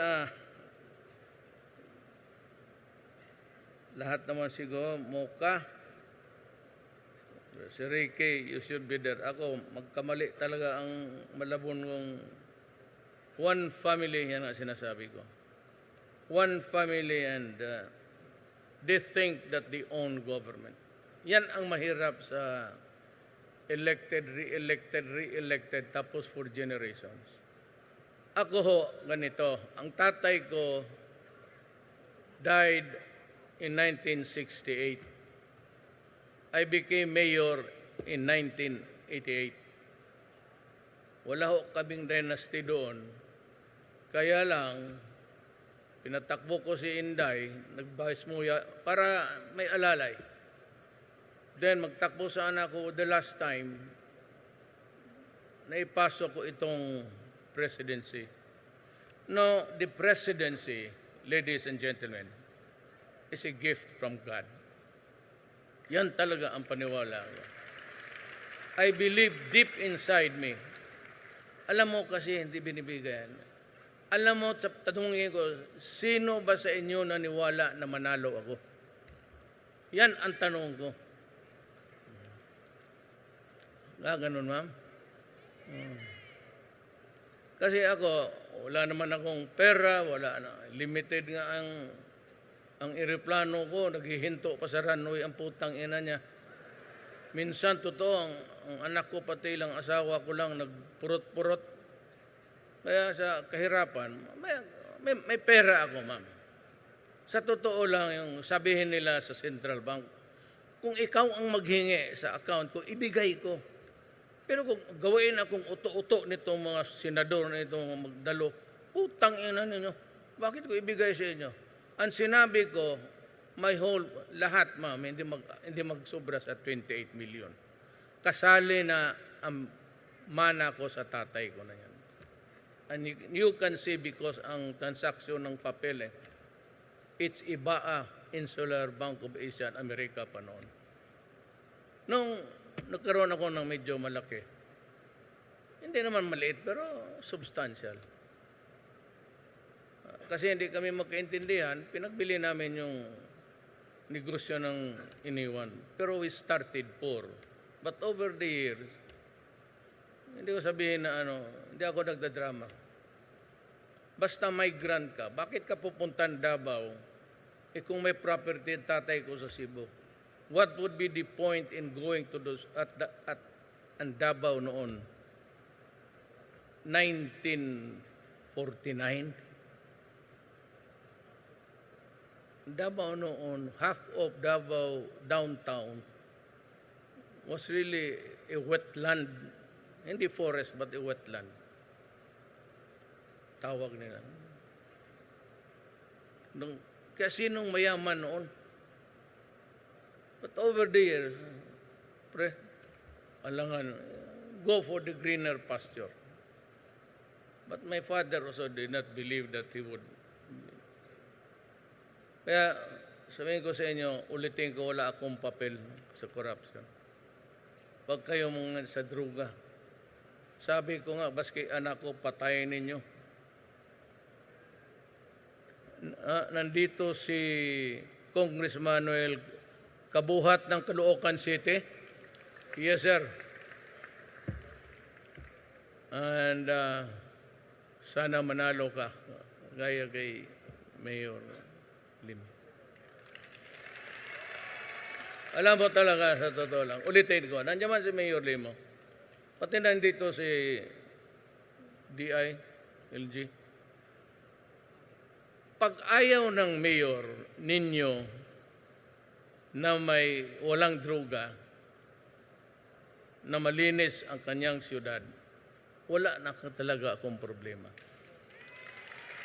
Pag ang police, pati mayor, and they can agree with each other na ako, sabihin ko sa iyo, kayo, yung mga sugal-sugal dyan, hindi ko napakialaman, wag lang kayong pumasok. Hindi mo talaga makontrol eh. Kaya kayo papalusutin ko kayo yung mga, wag lang yung extortion at saka droga. O, sabihin mo yung mga waiting dyan sa buwan, wag yung malaki. O yung mga hantak-hantak dyan, bahala na kayo. I'm not trying to encourage, so I'm not trying to say, but I cannot stop it anyway. At alam ko kulang talaga. Sabi ko nga, itong mga to, lumabas ng bahay, pag nag-duty ito, doble kasi ang danger nila. Alam mo kung bakit? Ito ngayong panahon na ito. Ang pulis kasi hindi magdadala ng baril. Tapos, baski walang kasalanan yung tao, wala pa siyang planong gumawa, pag makita niya yung baril, talagang kukunin yan. That's how the Communist Party began their armed forces. Yung mga kanilang maliit-liit na local generation ang baril dito eh. Kaya ang police, kung hindi rin sila magdala ng baril, delikado rin. Kaya noon minsan, Mayor Lim, lumabas itong krame ng order na ang pulis hindi makadala ng baril kung hindi mag-uniforme. Kung hindi ka duty, wala ka. So itong pulis ko ngayon, galing sa Kalinan, medyo may bukid, dinala niya yung baril niya. Di umupo doon sa truck, pasahero. Di yung sa likod niya, maraming bukid noon Davao. Kinuha yung baril niya, binaril pa sa ulo niya. Sabi ko, bakit hindi na lang tinago? Off-duty na siya, pauwi na. Sabi kasi ng krame na bawal daw sila magdala ng baril kung hindi naka-uniforme. So, nagdala ng baril, naka-uniforme. Nak na po. Kaya sinabi ko dito sa krame noon, sir, kinukuha ako ni Noy noon ng DILG. Ayaw ko talaga. Sige sila tawag. Yung panahon yun nangyari. Sabi ko, tangina yung krami na yan. Sinong general gumawa niyang gago? Tangina, i-assign kita sa lipaglinis ng general ninyo. Mga bugok. Useless ang police, duty o hindi duty. Kasi kilala ka eh. Pag may gulo, sir, ikaw, kagaya ko, mayor ako. Pag may gulo, mayor, yun, pupuntahan ko talaga yan. Alangan. Hindi ko sabihin, maghintay pa ako. Magtawag kayo ng pulis. Pero gusto ko rin talaga. Sa totoo lang. Kilala mo nila, gusto ko talaga. Tang-ina ka pag magkamali ka.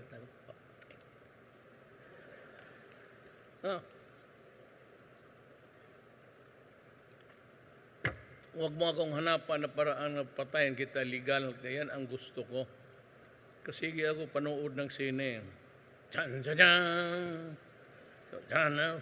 True ka agad. So, nandito rin si Jean Mamondong, kandidato sa governor, ang gulo ng lugar, Lanao del Sur. Jean, where are you? Ang gulo ninyo, maybe I'll go to, basta yung lugar, ganito ang sinabi ko. Kaibigan man tayo, hindi, administration hindi. Neutral ako, pati neutral ang police, neutral ang sundalo. That's the order of the day. Wala, kaya dito, ang gulo eh. I will try to say, sabi ko nga, na baka lilipad ako doon. Para pagsabihan lang, basta ganito ang order ko. Kung naka-live yan, ang kandidato, limitado sila sa 2 pulis. Hindi army, pulis lang. Walang kapgo, pulis 2. Yan lang. Hindi kayo makadala ng high-powered pistol lang. Ngayon, pag dumaan ka ng checkpoint, ang order ko sa army pati pulis, pag may firearm ka na M16 o M14, pag sinabi ng police pati military, ibaba mo yan, isurrender mo. Pag hindi mo sinunod yan, sabi ko sa police pati military, patayin mo. Patayin mo. Kasi lumalaban, that's defiance. So how can you arrest a person who does not want to surrender? Di patayin mo. Yan ang utos ko sa lahat, buong Pilipinas. So wag kayo magdadala ng armas, kasi ang order ko talaga sa police, pati sa militar, parilin ka, patayin ka. Yung ngayon kayo mga Tagalanaw, dito yung isang, hindi ako nagtidepensa sa kanya. I'm talking about the trouble that is now going on in Lanao del Sur. Either you stop it or marami dyan. Failure of an election kung hindi makaboto o talagang plain terrorism. Pagka ganon, pagbalik ko dyan, magdala na ako ng maraming sundalo. You must remember that until now, martial law exists in Mindanao. Do not force me, do not force my hand to do something which you might not like and hate me for all time. Maraming salamat po.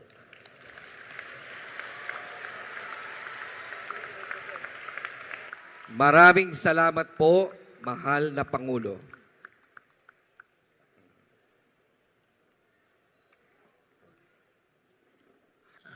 At dito po nagtatapos ang ating programa para sa meeting de Avance ng PDP Laban. Tunay po kami nagagalak sa inyong pagdating. Muli, maraming salamat po, Pangulong Rodrigo Roa Duterte.